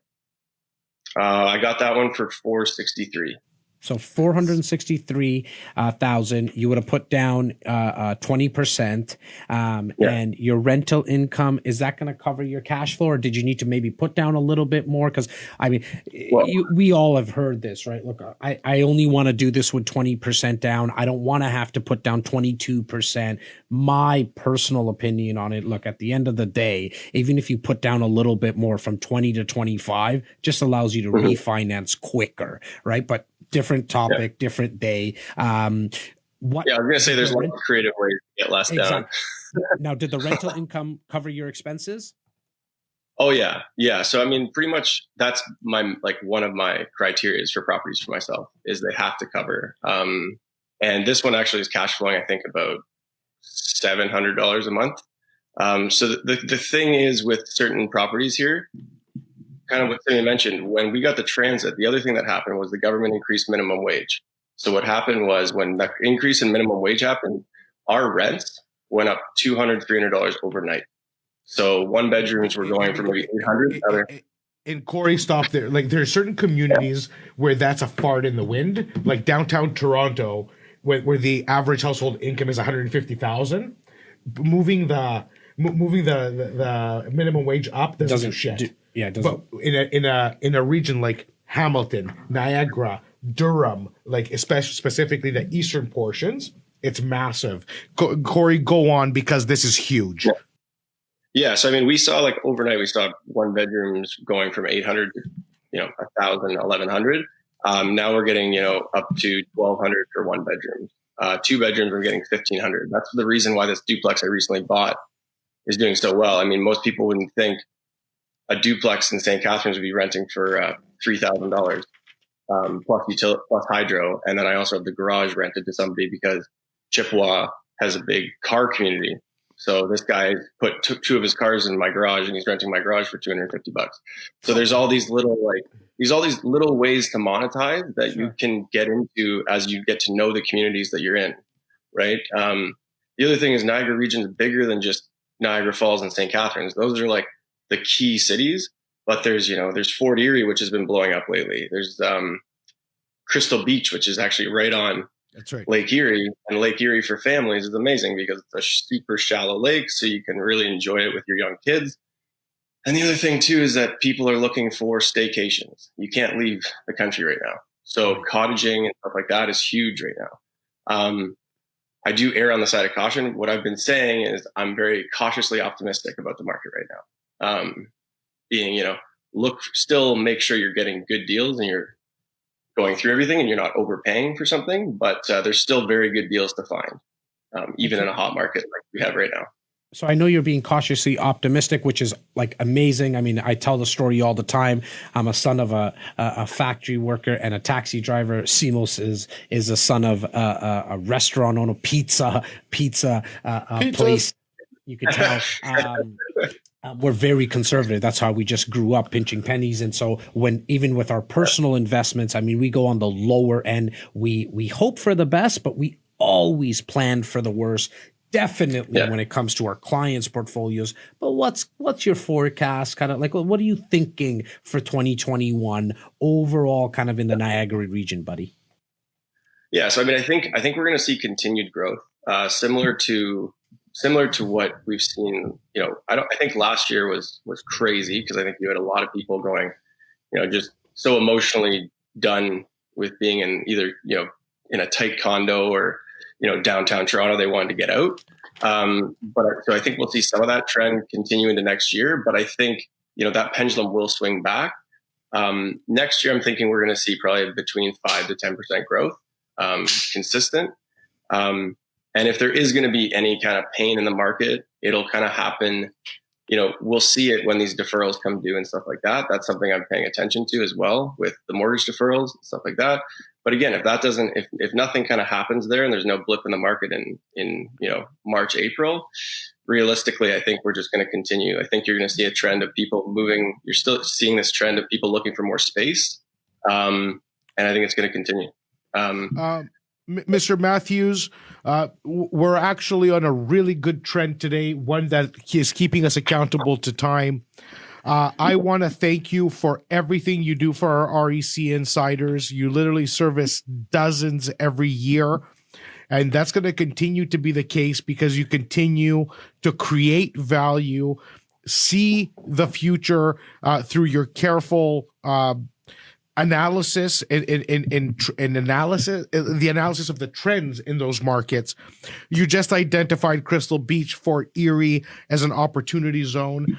I think part of this year, whether it's virtual or in person, if we're so lucky that the world opens up again, I think both us and our REC insiders deserve a little tour of these hotspots. We don't need to go look at properties, but we can hop on a bus, drink delicious wines at wineries, and really discuss market fundamentals in those neighborhoods, and then create some missions for Cory, where you do lead 5-6 people at a time through 10 properties. We can do a lot of stuff. If you like what Simos just said and you're watching this live and you would like REC when things open up again to do tours, just put yes in the comments so we get the feedback. We're very good at reverse engineering what our clients need. And so if you heard what Simos said, he said what we should be doing in 2021 when things open up again is to do a tour right across some of these regions that we're talking about. If I get a hold of Simos's wallet, we're also going to do tours in Calgary and Vancouver where we're heading next. And so Cory Matthews, Merry Christmas, Happy New Year. We love it. Love what you do. But before you go, putting you on the spot, whose sweater is uglier today, my man? Thumbs up. I gotta go with Simeon's. That's is just awful. Can you stand up and give me a little? I don't even know why I'm celebrating. Can you give me a little dance? Oh man, I gotta see that whole thing. Give you a little dance, will always bro. give you a dance. Just watch the headset, Simos. There you go. Oh baby, and it's pizza. Whose sweater is uglier? This guy. That pizza ball is great. I love it. Cory Matthews, Merry Christmas, brother. All Merry the best. Christmas. Thank you for your service. Thank you for your dedication to our initiative. Thank you to your dedication to every single REC insider. We appreciate you. We love you. And we'll see you next year, my man. Cheers. Appreciate it. Cheers. Merry Christmas, All right. guys. Thank you. Before Where are we head off to, brother? Calgary, we're going to head to Calgary, just taking a 20-second, what do you call those things on TV? Interlude? I don't know. Something like that. A little 20-second break just before we bring on the beautiful, beautiful Natasha Phipps. Just to remind you, please let us know in the comments how you're liking this platform now that we moved to Facebook Live every other Saturday, 10:30 a.m. Eastern. We're so grateful to now go to the West, where it is a little bit earlier there, and have Natasha Phipps on from Calgary. How are you doing today, Natasha? I'm doing awesome. I'm so excited to be here with you guys. You both look amazing. Whew. I'm going to keep my vote till the end, though. Okay, well, I like that. We got another politician here, bud. We got another politician. Natasha, you've been based out of Calgary now for how long? How long you been in the market? Like how long you been in the real estate market yourself? Like as an investor and as a broker? I've been a realtor 13 years, and I bought my first property 18 years ago. Whew. I have a feeling you made some money on that property 18 years ago. I was pretty young. Yes, I did. I did very well. It got me addicted very quickly. I love it. I always say that real estate investing is the best drug that's known to men and women, right? Like once you get addicted to it, it's hard. It's hard not to see the growth in your portfolio and not want to do it over and over again. And so with that said, please drop us some knowledge in terms of kind of the landscape that was 2020 in the Calgary real estate market. Yeah, I mean, like all of you, there's been such great advice here today, but we all started the year and into this spring not knowing what to expect, not knowing how we would fare through this year. And Alberta has certainly seen our years of challenges here. So the year was a pleasant surprise. The rental market and the sales market have performed very well. And, we are kind of breaking records month over month here, kind of closing out the year. So it's been really great. Rental also been going up month over month. So it's been a really good year. Okay. Now, who are these tenants? I think that's kind of been the question that we always get. And I've been asking, and Simos has been asking everyone that we brought on. So like for me personally, because I don't invest really anything outside of the GTA. It's just who I am. I'm born and raised here. Simos, obviously, with Alberta, has the connection. That's where he was born, raised. But I've always thought like it's only the oil industry. I know that's not true because I speak to you a lot, but who are some of the other tenants that are renting out these properties? So there's really kind of two stories to tell when it comes to the Calgary market. There's our downtown market and our suburban market. And most of our investors, whether they're local or from across the country, are looking for cash flow here in Calgary. And that lines up nicely with the best type of tenants here in Calgary. Most people want the least amount of headaches. So we're talking about working professionals. We have a very large sector in the oil and gas business, but we are seeing really great diversification, which is so needed, and we're being forced to kind of do so over the last few years. You have an incredible mayor leading Toronto through this change. I mean, Calgary through this change. Calgary, yes. He is an absolutely incredible force, political force, a global man. Who is bringing investment back to Calgary single-handedly because the government has not helped this man. So that's right. That's a very good summary. Yeah, absolutely. So, for those looking for the cash flow, looking for those suburban type of rentals, we are looking at properties with secondary suites, are our top kind of selling properties, and they're easy to own, easy to manage.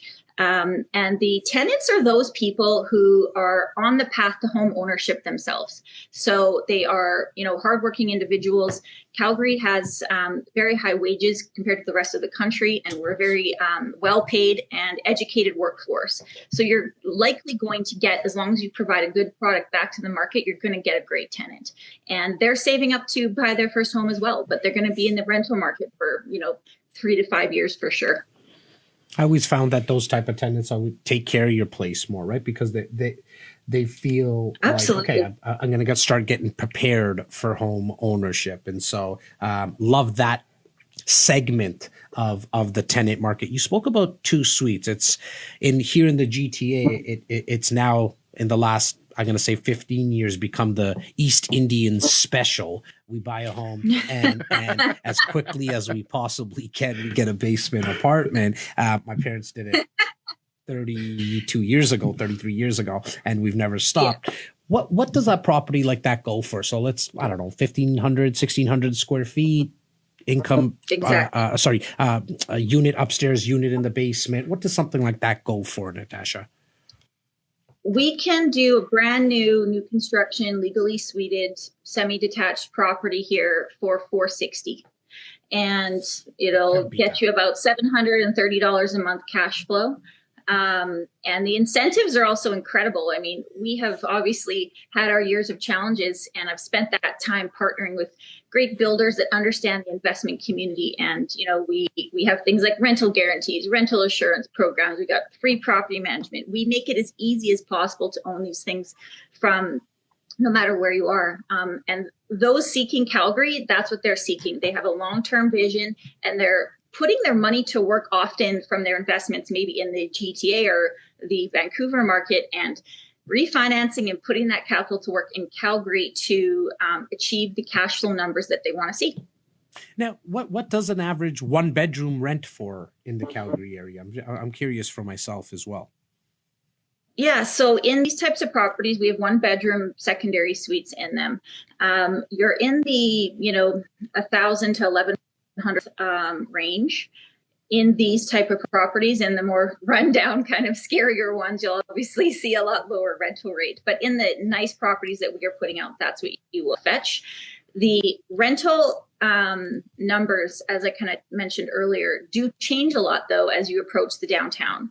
The downtown is a place where you can find a smoking deal right now, but the rental rates and the rental demand is not going to support probably your goals very well. And we were seeing that pre-COVID, and obviously post-COVID, through this year, we're all seeing that everywhere, this push out of the downtown. And Calgary is no different. And if anything, it's been exacerbated because we were seeing that pre-COVID as well. What's kind of like the months of inventory? Because, Heddle brought it up. It's something that we always, Heddle from Hamilton, we always speak about kind of months of inventory, because for us as investors and brokers, for sure, that just tells us what type of market. I always laugh and say, if you drop me off in Amsterdam, I'll know within the first couple of hours with getting some data, I'll find out exactly what type of market we're in. There's these key market indicators, one being months of inventory. Like, what are we seeing months of inventory right now at, Natasha? It's one of my favorite indicators as well. And this really highlights the difference in our downtown market versus the suburban market. So detached single family homes, our months of supply are 2.5. If you look at apartments in Calgary, our months of supply are over 7 months. So that's a very different market type. So when people ask, how's the market in Calgary? I cannot give you one answer. I need to drill down and figure out what you're actually looking at. And I do think that asset class, Natasha, again, for anybody who has not followed national politics or national job markets, Alberta kind of in 2014 really experienced when that oil crisis set into play, where we went into an oil glut. Our national government did not support the oil programs in the opposite direction. They're really chasing green energy and have made massive changes in the way Alberta made its living. They have impacted millions of lives. And I'm not going to go down a path whether it's negative or positive because it's not up to me. But they did make massive impacts in the real estate. Like Calgary's downtown was the mecca of oil and energy offices. It is now literally, we have Brookfield, we have many of the huge landlords licking their wounds because entire skyscrapers are empty. So there is some drama to it and there is some reality to it. Again, I'm going to say that I follow a lot of economic news. Right now, there's huge investment going into nitrogen, which is a very green energy because of its carbon offset.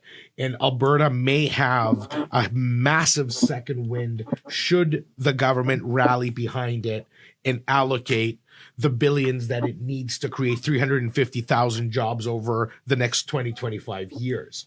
So those things. So in real estate investment, we've talked a million times that it's the long game. It's not a penny stock that you trade overnight. So if you are looking for investment in this country that is based on fundamentals of where people want to live, why people choose to live where they do, living in Alberta gives a lifestyle second to none. But you do have to be aware, you have to work with people who are knowledgeable. Like Natasha, if you're able to lead people down a path of logic, that investing in this market here right now is going to be more fruitful than investing here. However, going after properties in downtown Calgary right now, where there is a massive, there is no balance on the scale, supply outstrips demand by 7-1.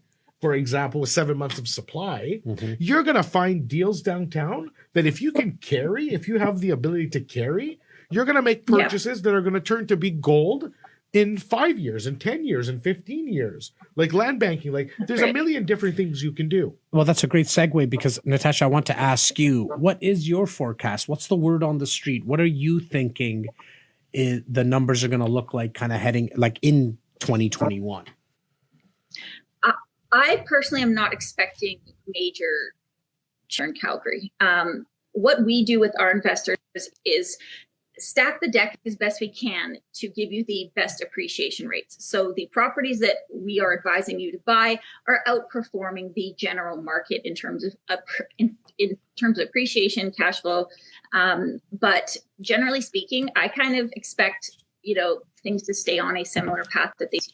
I'm not expecting any, major revelations to occur here. The one thing specific to Calgary that is extremely competitive right now is properties with secondary suites. The city of Calgary is on a bit of a mission to clean up existing secondary suites by the end of next year.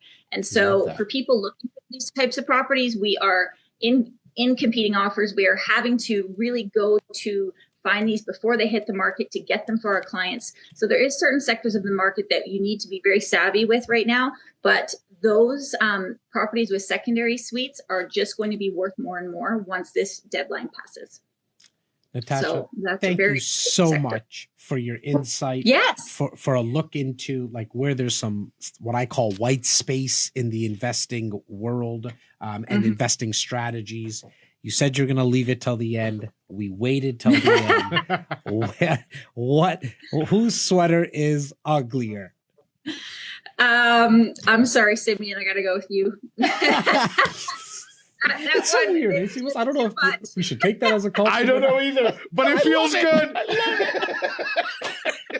Natasha, Merry Christmas, Happy Holidays, Happy Hanukkah, and all of that. Thank you so much for being part of our Brunch with REC virtual flight and holiday special.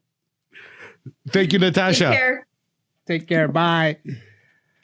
All right, guys, we have one more stop on this virtual flight. If you're just joining us, it is our REC's holiday special, Brunch with REC, virtual flight right across the country. Some would say we left the best for last. We'll let him do his thing to decide. What a nice guy you are. It's Mr. Cameron Manning from none other than Vancouver, BC, which I've always said Vancouver's real estate market is kind of like a cousin to the Toronto real estate market. We generally vie for first place in terms of appreciation and population growth. We're actually built very similar. I mean, they have the ocean south of them. We have the lake. And then we have a greenbelt legislation that puts us on a real estate island here in Toronto. They have a mountain. And they got mountains. And so very similar. If you do not know Cameron Manning and his team, you guys are doing yourself a disservice. I think Cameron's doing like a Monday investor meetup virtually. I'll let him talk about it. Cameron, how are you doing today, my man? We can't hear you. Oh, we can't hear Cameron. Cameron, you might be on mute. It is the one word that's been used the most, more than unprecedented. It didn't happen all day. It had to happen. Yeah. Cameron, little test. Give me a sec. There's always a little bit of turbulence on a flight, but we're not going to let you be on your own. Have a little strawberry as part of your brunch, Mr. Takhar. Not yet. I'm going to get some eggs after we're done. Ooh. Just stick with us, Cameron, and everyone else. We appreciate. So what I'll do is I'm going to share a story on Brunch about Cameron until he gets ready to go. Cameron and I literally shared a stage 2 weeks before the pandemic hit Canada. Myself, Bobby Puim, our director of team operations, flew out to Vancouver, and we had a couple of live meetups with real people in a real room, sharing insights, sharing investor stories, and doing what we do on the road. And it was literally, you were in Ottawa with Tony. Tony Miller. We were in Vancouver with Cameron and Kelly. And literally the show that we're on right now, Brunch with REC, was born as a result of COVID to replace our national actual flights that we were supposed to be on, educating the REC insiders. So seeing Cameron here today as part of the last show of 2020 and our very first meetup of the year was with Cameron in Vancouver. Full circle. It comes full circle and it means the world to me. Cameron, let's check if your audio is up and running, man. Welcome to REC Brunch. Nothing yet. We can't hear him, no. His audio is on our side, buddy. His audio. Cameron. Our audio is on here. Ba-ba-ba. So Cameron, he can hear you. Test, Cameron. Say test. I want to see the waves. Cameron, can you hear us? Give us a thumbs up, okay? So I love this. I love the fact that we have to work through things. I always say on live shows, we do so many of them, that you have to work through the turbulence. We're just going to keep on trying. I was saying that more than unprecedented, I think the other word that was used or the phrase was, you're on mute. You're on mute. I think that was right. How many times do people say that? You're on mute, bud. Yeah. Guys, you're not going to want to miss Cameron Manning's market update on the Vancouver real estate market. We're just working through the technical difficulties through the audio. We'll get this figured out. We have a whole squad around here. So just bear with us. We appreciate your patience. Make sure you continuously bring in the blue likes if you think Simos' sweater is uglier. Bring in the red hearts if you think what is that at? Can my somebody give us a sweater is count? uglier. We're going to have Tyler and or Bobby give us a kind of account, and then we'll know who's going to be paying off which charity we're going to be donating to. Cameron, at any time, just say something, and if I hear you, then we're just going to go right in and jump into the market update. No, you got to back it for a bit. Okay, so we're just testing that out with Cameron. Simos, there's a lot happening at the start of 2021 for us as an organization, as we now start doing all of our brunches live here on Facebook. Please, guys, let us know in the comments. Yes, it's worked really well. We've enjoyed it. The other stuff that we're going to be bringing out new in 2021 is more opportunities. We've heard what you guys have asked for. You've asked for more opportunities. And so we're going to be mixing our brunch with RECs with more opportunities for you guys. We just ask for patience as we do our due diligence. You've heard us say in the past, we probably get anywhere from 45 to 50 opportunities at this desk right here. But we only promote 8 to 10 of them. And the reason is because we need to go through the due diligence of these opportunities, albeit a pre-construction / new build, a multiplex, there's commercial plazas, there's right up to, I would say, about 25. Then your numbers are way off. Right. Like I think the 45 to 50, Is that's just in the new straight up developments. Yeah. And like if we want to talk about all the opportunities that we throw in the trash versus the ones that we promote to our clients, we're well over 100, 150. Can you hear me now? Cameron. I'm doing it on my phone. Oh, okay, perfect. Sorry, Simos, I didn't mean to cut you off, but we actually got Cameron working, so it's we're perfect. back. But to finish that sentence quick, yes, is from the new development side is one thing. This year we're going to be bringing out a lot more partnerships with our collaborators in order to increase the multifam in the income property division. Yeah, meaning with so many of our clients now so deep into their portfolios, we need a bigger exposure on the actual street. So we're going to be vetting properties right here on live, whether they're on the brunch, whether they're on Zoom calls, whether they're going to be live, and we're going to be documenting a tremendous amount of it throughout the year. So if you are looking to go down that path this year, you're going to be more than likely ending up on this very show as a panelist and sharing your experience. A real story segment. We're going to be doing a lot more real stories, as well as, if you're tired of seeing our faces, we'll get used to it, because you're going to see a whole lot more of these ugly mugs. It's why we needed to balance it out with that good looking face that you see on the screen right now, who is Cameron. How you doing, Cameron? Good, my friends. How are you? You can hear me now. Perfectly fine, buddy. Perfectly fine. I would say it's not 2020 if we don't have some sort of technical glitch. Right? That's right. It just wouldn't make sense. Oh, exactly. Guys, thank you so much for having me here. I really appreciate it. And I think we'll just cut to the chase right away, because I know you're going to ask it. Sorry, Simeon. It's yours, buddy. So now I know, like, I'm facing the music. I'm about to cut a check. It doesn't feel like support anymore. Well, the good thing is you're cutting a check.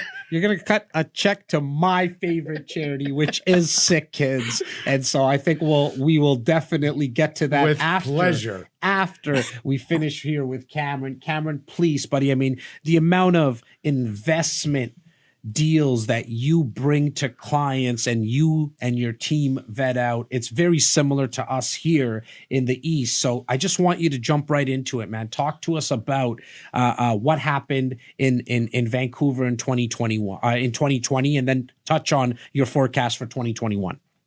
Yeah, absolutely. I mean, Vancouver, we're very much a very similar city to Toronto. And I know you alluded to that while we were trying to get on with the technical glitches here.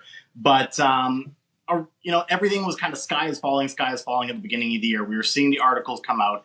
And people in Vancouver tend to overreact when they see negative news. And so we definitely had to combat that. And within the first couple of months, we saw sales down. Well, sure, everyone was sheltering in place, right? They were staying home. We saw less listings hitting the market. And because of that, we saw an explosion start to happen into June, July, August. And now through the last 3 months, our market has been hot, hot, hot. I mean, we can't keep up with the inventory right now. I heard a lot of the panelists talking about months of inventory right now. And I was going back looking at the numbers here. We're sitting at about a month of inventory, like 1 month to 1.5 months, depending on the city and depending on the category type. So our absorption rate is so fast right now. Even in December, I'm looking at how many listings have hit to how many sales, and we've outpaced how many listings have hit the market from December 1st to the 18th so far. So we're seeing that every property type is now selling. But we really saw the Fraser Valley, so some of the suburbs have really led that charge originally, because people were, if you're working downtown, you're in a small space, you're confined. If you're now working from home, you've realized that, I don't want to be in that 400 square foot condo downtown. Maybe I want to go and move a little further out, get a bigger condo, a townhouse or a house. Or if you've got family and now you're having to work in and amongst them, you're moving further out too, so you can have a separate office space or something like that. So we definitely noticed a big, huge trend moving out of Vancouver and into the Fraser Valley, specifically in the detached market. Detached is, we're seeing multiple offers. We're seeing all cash buyers. It's very, very common right now. So for an investor, it's actually very difficult because you are competing with the emotional buyers too. With the end user. The end user, exactly. And they're bidding based on emotion. They really want the house, whereas we're looking at the numbers. So we're only going to bid up to a certain amount if it makes financial sense. So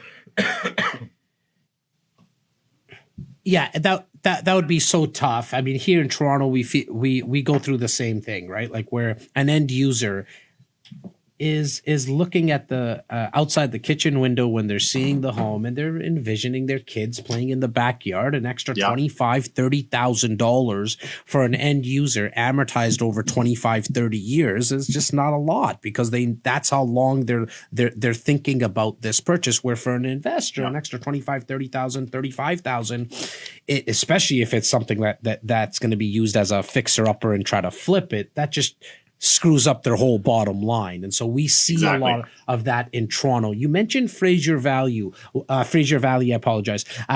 What are some other suburbs where you saw some growth as well?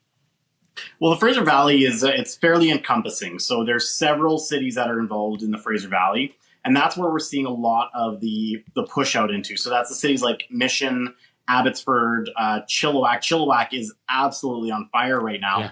And I've always had to battle people from Vancouver saying, well, who even lives in Chilliwack? And I'm like, well, that's like saying who lives in the rest of Canada then? Like, the world doesn't end in Vancouver. So Chilliwack is very much...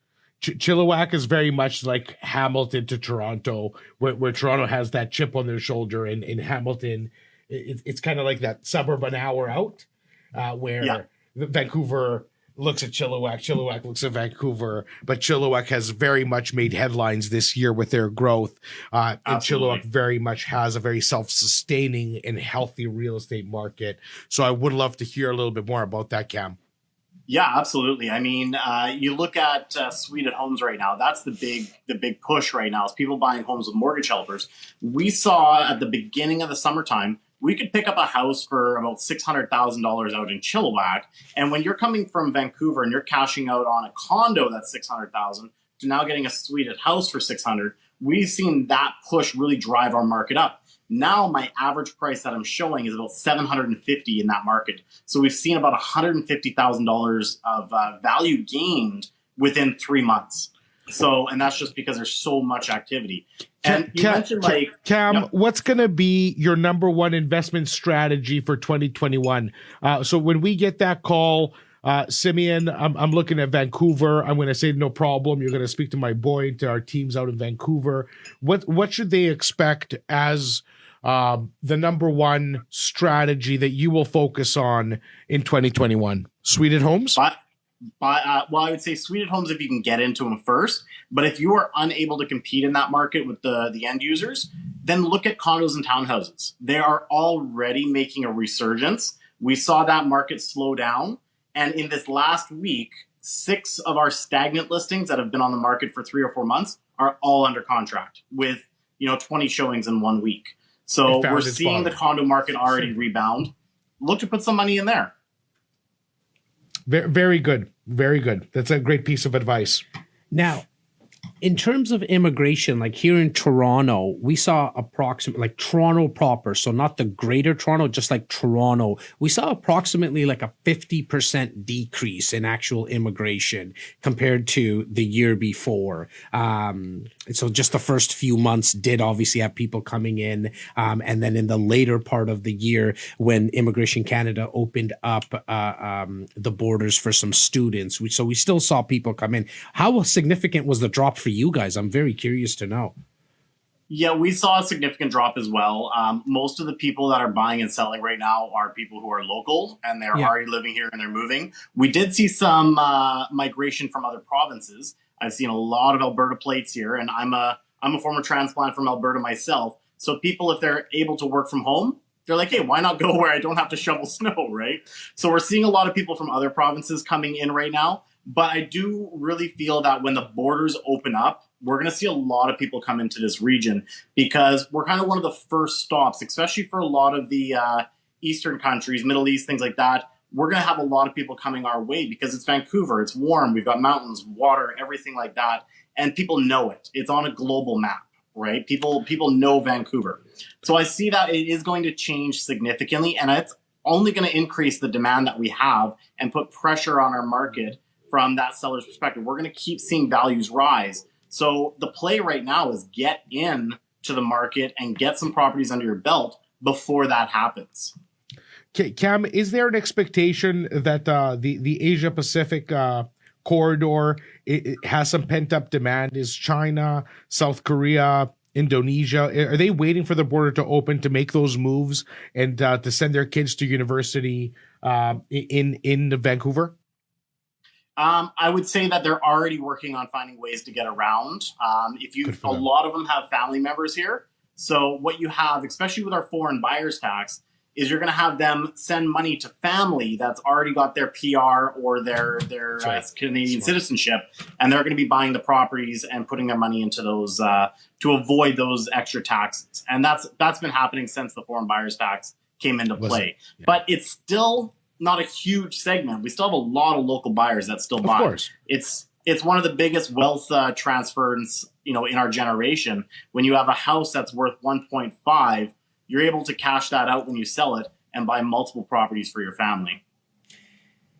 You deal with so many of our clients, yourself, like the amount of investors that you deal with, you're an investor yourself. And that's what I just loved about our lineup today, Simos. Like, yes, everyone that you saw today is a real estate investor focused broker.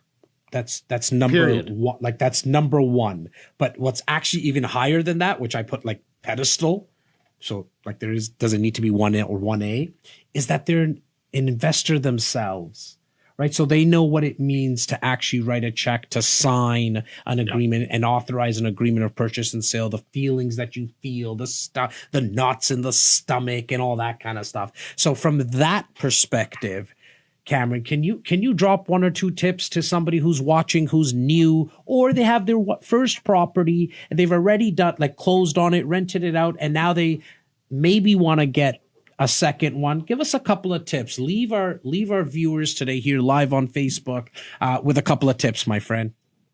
Yeah, absolutely. I mean, tip number one, don't get so focused on one specific asset class. Be flexible and fluid in our market. Because if you are set 100% on detached, you're going to bang your head against the wall while you're competing right now. You might get it, but it's going to take you a while. So be fluid. Look at other areas and look at the cities that have some of the biggest growth. We've got cities like Langley coming up they just announced the approval of the new SkyTrain expansion. That's going to be huge for a market like that as it connects it to Vancouver. Infrastructure. Exactly. Infrastructure. That's exactly it. And we happen to sell out a massive pre-sale project that's 300 meters from the new terminus station. And we got access to it before anyone else the day the approval came in. So that was huge for our investors. That's instant equity if you think about it. Cities like Mission. I've been preaching Mission for 5 years now. I bought myself and invested in Mission. And I've seen significant gains. And those properties are going gangbusters right now because they're connected to Vancouver through a transit system. And it's single detached homes. So there's so much density that's now finally coming in. So look at the markets that people would say from Vancouver, why would you invest there? They're not going to look there, then go there. But look at what the infrastructure they have coming into play. And I would say the final thing is put offers in. Like, you actually have to put offers in to get a property. Too many analyze and come at me with questions. And when I say, are you ready to go? Then they still don't take action. So take action in your market. Look, I mean, do the due diligence after the property is tied up. It's one of the most beautiful things about real estate, like the actual contract, the agreement of purchase and sale, and how you can write it. You can make it on anything. You can make it conditional on Simos. I purchased the property and I can make it conditional on Simos approving it. Like, that's how cool that is. But you got to tie it up. That's exactly it. If you start thinking about working the numbers and then tying it up, 9 out of 10 times the property's gone. And I will also say to that, if you're in a market that's so hot that you cannot put a condition to buy in, it's very possible that you're a little late to the party and you need to identify a new neighborhood or a new asset class that is not in the dangerous hands of end users who are bidding emotionally versus logically. And you need to work with a realtor that understands that concept, like fundamentally, and make your moves. I also want to make a comment to Cameron's comment that he invested in Mission and he's personally vested in all the people in our circle are investors themselves. Jas and I, along with one of our beautiful partners, Jelaine, yesterday closed on yet another property. Not bought a new one, closed on one. Financing went through, legal structure, accounting structure. On Monday, we're getting the keys. I'll post to it. It's a gorgeous property. It's actually a penthouse in King West at Zen Condos built by Center Court. A tremendous developer, great reputation, right across the street from Playground, where we sold over 20 units to our investors. Right across my last post on Instagram. Okay, if you go to my Instagram, second last post, I tell the story of my first condo ever. Yes, Stratford. I tell Stafford Street. I tell the story of my condo that I bought 10 years ago. This condo that we closed on yesterday, or Monday, you said, is right across the street from it. So continue. It is. In the story, and the reason I'm saying this is when I have 20 of our best clients closing, and the nerves that come with that, meaning we're in the middle of a pandemic. Are we going to be able to get these units leased? If so, how much lower than what we anticipated? And the truth of the matter is that the numbers are truly, in the worst time in Canadian history of a bump on the road, are literally off, even though the market is off itself by 30%, like in the rental in that specific corridor. It's only about 5 to 10% off what we originally thought it would be at, because we never accounted for that growth. So really and truly, to every single one of our clients, to every single one of the investors that are going through anything, whether it's in Vancouver or Toronto or Montreal or Ottawa, whatever it is we have to get through, we're literally getting through it together, because Cameron in Vancouver, he's in this shit himself. To talk about Toronto, we're navigating and ripping through the mud right now personally, you want to go to Ottawa, you want to go to Montreal, you want to go to Hamilton. How many properties do you think Heddle has? I'm not going to speak for him. Yeah. But like, you don't think he owns property and he's navigating these murky waters himself? That's the difference of working with people who are doing the same thing you are. So that's what I wanted to say. And thank you for dropping that knowledge with us, Cam. We truly appreciate it. I appreciate you guys having me here. Merry Christmas, my man. Happy holidays to you, to yours, to the whole team. I mean, I know how much of a team that you have that makes you look good. So I'm going to take a little bit away what I gave you earlier. And I know how good they make you look. But Merry Christmas, my man. Merry Christmas, guys. Happy New Year and all the best in 2021. Take care, brother. Merry Christmas. Be well, Cam.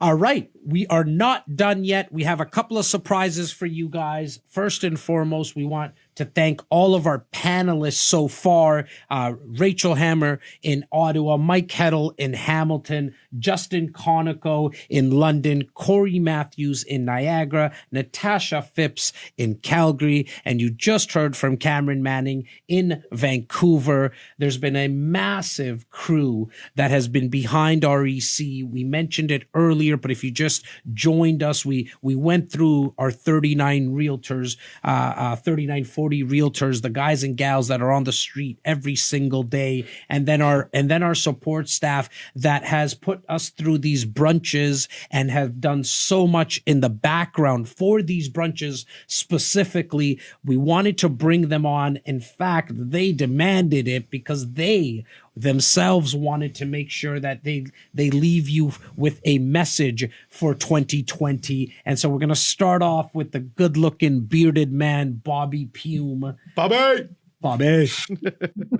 Hi guys, can you hear me? Yes, we can. It's perfect, Bobber. Thank you Wonderful. so much. Thank you for that lovely introduction. Well, look at you. Look at that face. Bobby, thank you for everything that you do day to day, but specifically these brunches and also the 12-hour real estate marathon. If you're new to this brunch, yes, I did say 12-hour real estate marathon. The team on Saturday, August 15th of 2020 went straight for 12 hours. Make sure you go back and check out our marathon. But you, Bobby, played such a big role in the marathon and the brunches, the Q&A of the brunches, just setting up the technology. And so thank you so much for that, brother. And that is real life, a 12-hour real estate marathon for no other reason other than Jas is insane. REC is insane. And we wanted to do something so different for no other reason other than pure real estate insanity. It was the first ever. It's never done before. Bobby, I know how important it was for you to leave our viewers with a message. We're back Saturday, January 2nd, here live on Facebook. But what did you want to say to our viewers, buddy? Yeah, I mean, I just wanted to thank everybody, both you two. I can see Steven there working the computer. I know Tyler is here somewhere as well. But to everybody in the extended REC family, thank you so much for allowing us to be a part of your family. I just wanted to wish you a Merry Christmas. If I lean the right way, we have the tree lit up in the background. And I'm just so happy and so proud to and humbled really to be allowed to take part in what everybody's portfolios are and the real estate moves that everybody makes. So thank you and Merry Christmas from our family to yours. And whose sweater is uglier? You know the answer already, right? I've been in the chat ripping Simos' sweater the entire time. We can't see the chat. Like sometimes Steven shows us it. So, okay. I have a feeling I'll let Tyler kind of tally it up for us as we bring Tyler on. We do have someone just before we bring on Tyler. Bobby, we love you, brother. Thank you. Love you guys. Thank you so much. Blessings, bro. All right. We're going to head over right down the street. She lives 7 streets away from none other than Drake himself. It's our director of she sales. She is Drake. Sorry? Like she's like Audrey? a neighbor to Drake. Yeah, she's probably Audrey herself. Yeah. It is the beautiful face, the none other than Laura Stewart, our director of sales and marketing. How you doing today, Elto? Hi, guys. I actually went over to Drake's house this morning, asked for an egg. And he gave it to me. The security guard let me through. It did me well there. She was probably shot off the fence. Yeah, I know. And for anybody who's new and you don't get the inside joke is Laura does really live 7 streets away from Drake. I've counted.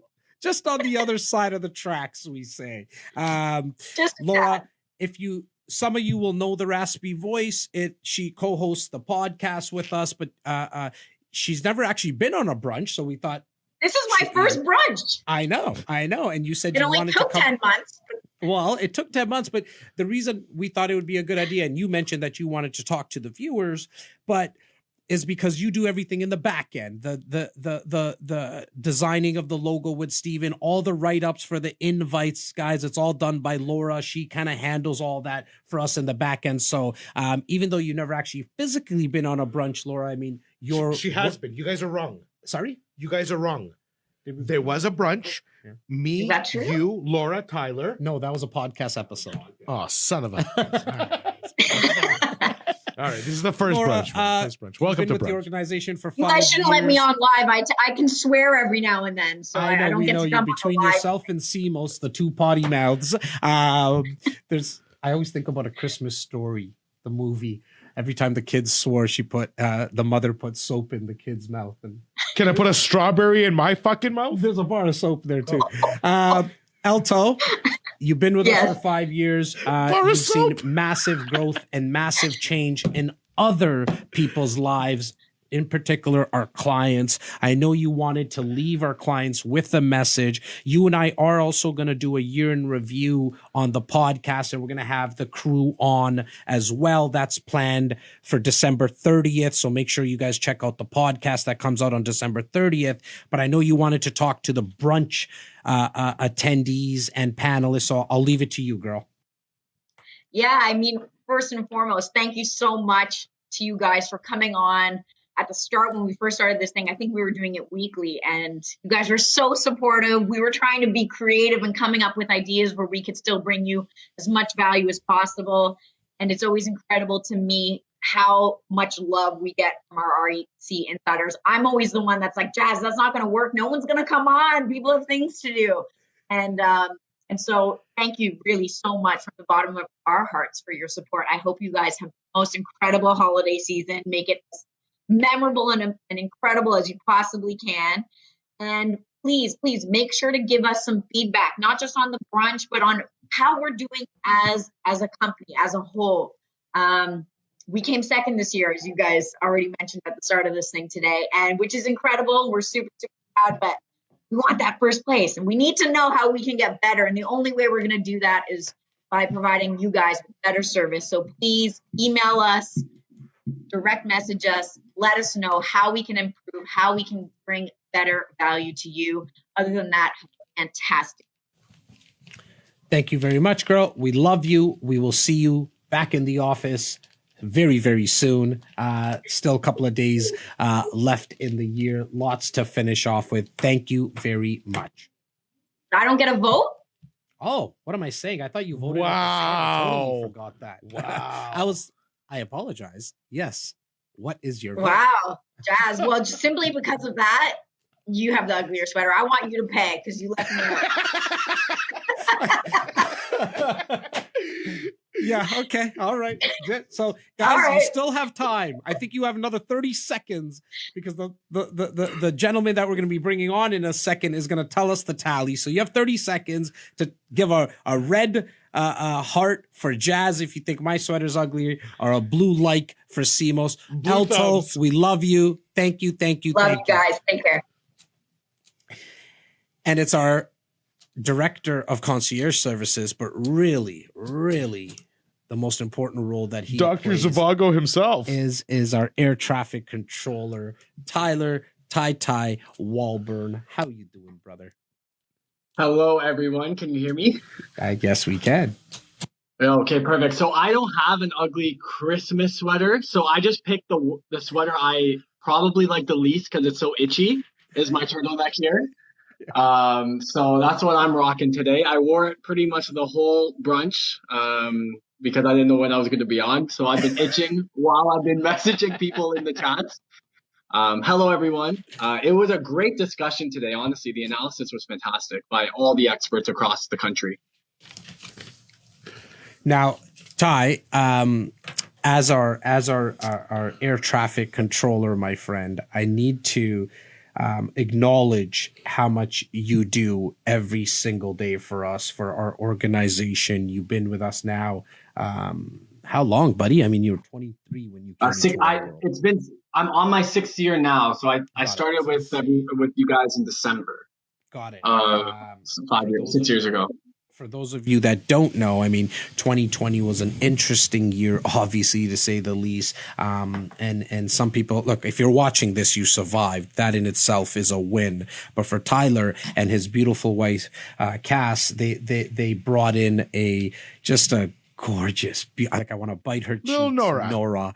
Just a beautiful baby girl. And she's growing really fast. Tyler and you and I were talking off air a couple of days ago. She's huge. I think she's like 18 pounds now, and she's 5 months old. Awesome. And I was saying, as our air traffic controller, you in the last 6 years have been part of other people's lives, our clients' lives, in the growth of their portfolios. And so we wanted to give you an opportunity to speak to them directly, my man. Merry Christmas, everyone. I love you all dearly. I get to speak with each and every one of you every day, so I'm very blessed to be in this position. Enjoy the holidays. It's going to be a different one for sure, but, spend the time with family and appreciate everything that's going on. As well, keep looking for opportunities. Myself and Cass, we're going to be heading to Kitchener on Sunday to look for some houses, and just because the holidays around doesn't mean real estate stops. This might be a good time for everyone to go and see things. Awesome. You must work for a real estate company. Tyler, it's true though. We're not seeing a lot of listings come up, but I don't want to make the same mistake that I made with Elto. What's your vote, brother? What's your vote first? And then, you need to tally. You need to tell us because you've been tallying them in the back end. So I have been tallying. It hasn't been close. I personally think Simeon has the uglier sweater. And I think the REC insiders and the people who watch the brunch also agree. Simeon, you have the ugliest sweater. Awesome. Perfect. So, Simeon, you'll be making a donation of $2,000 to Sick Kids. Thank you for everybody who played along with this. It's obviously going to a fantastic cause, and so we appreciate you guys participating. Tyler, to you, just before we sign off for the whole brunch, thank you, brother. We love you. Okay, Ty. Thanks, guys. Okay.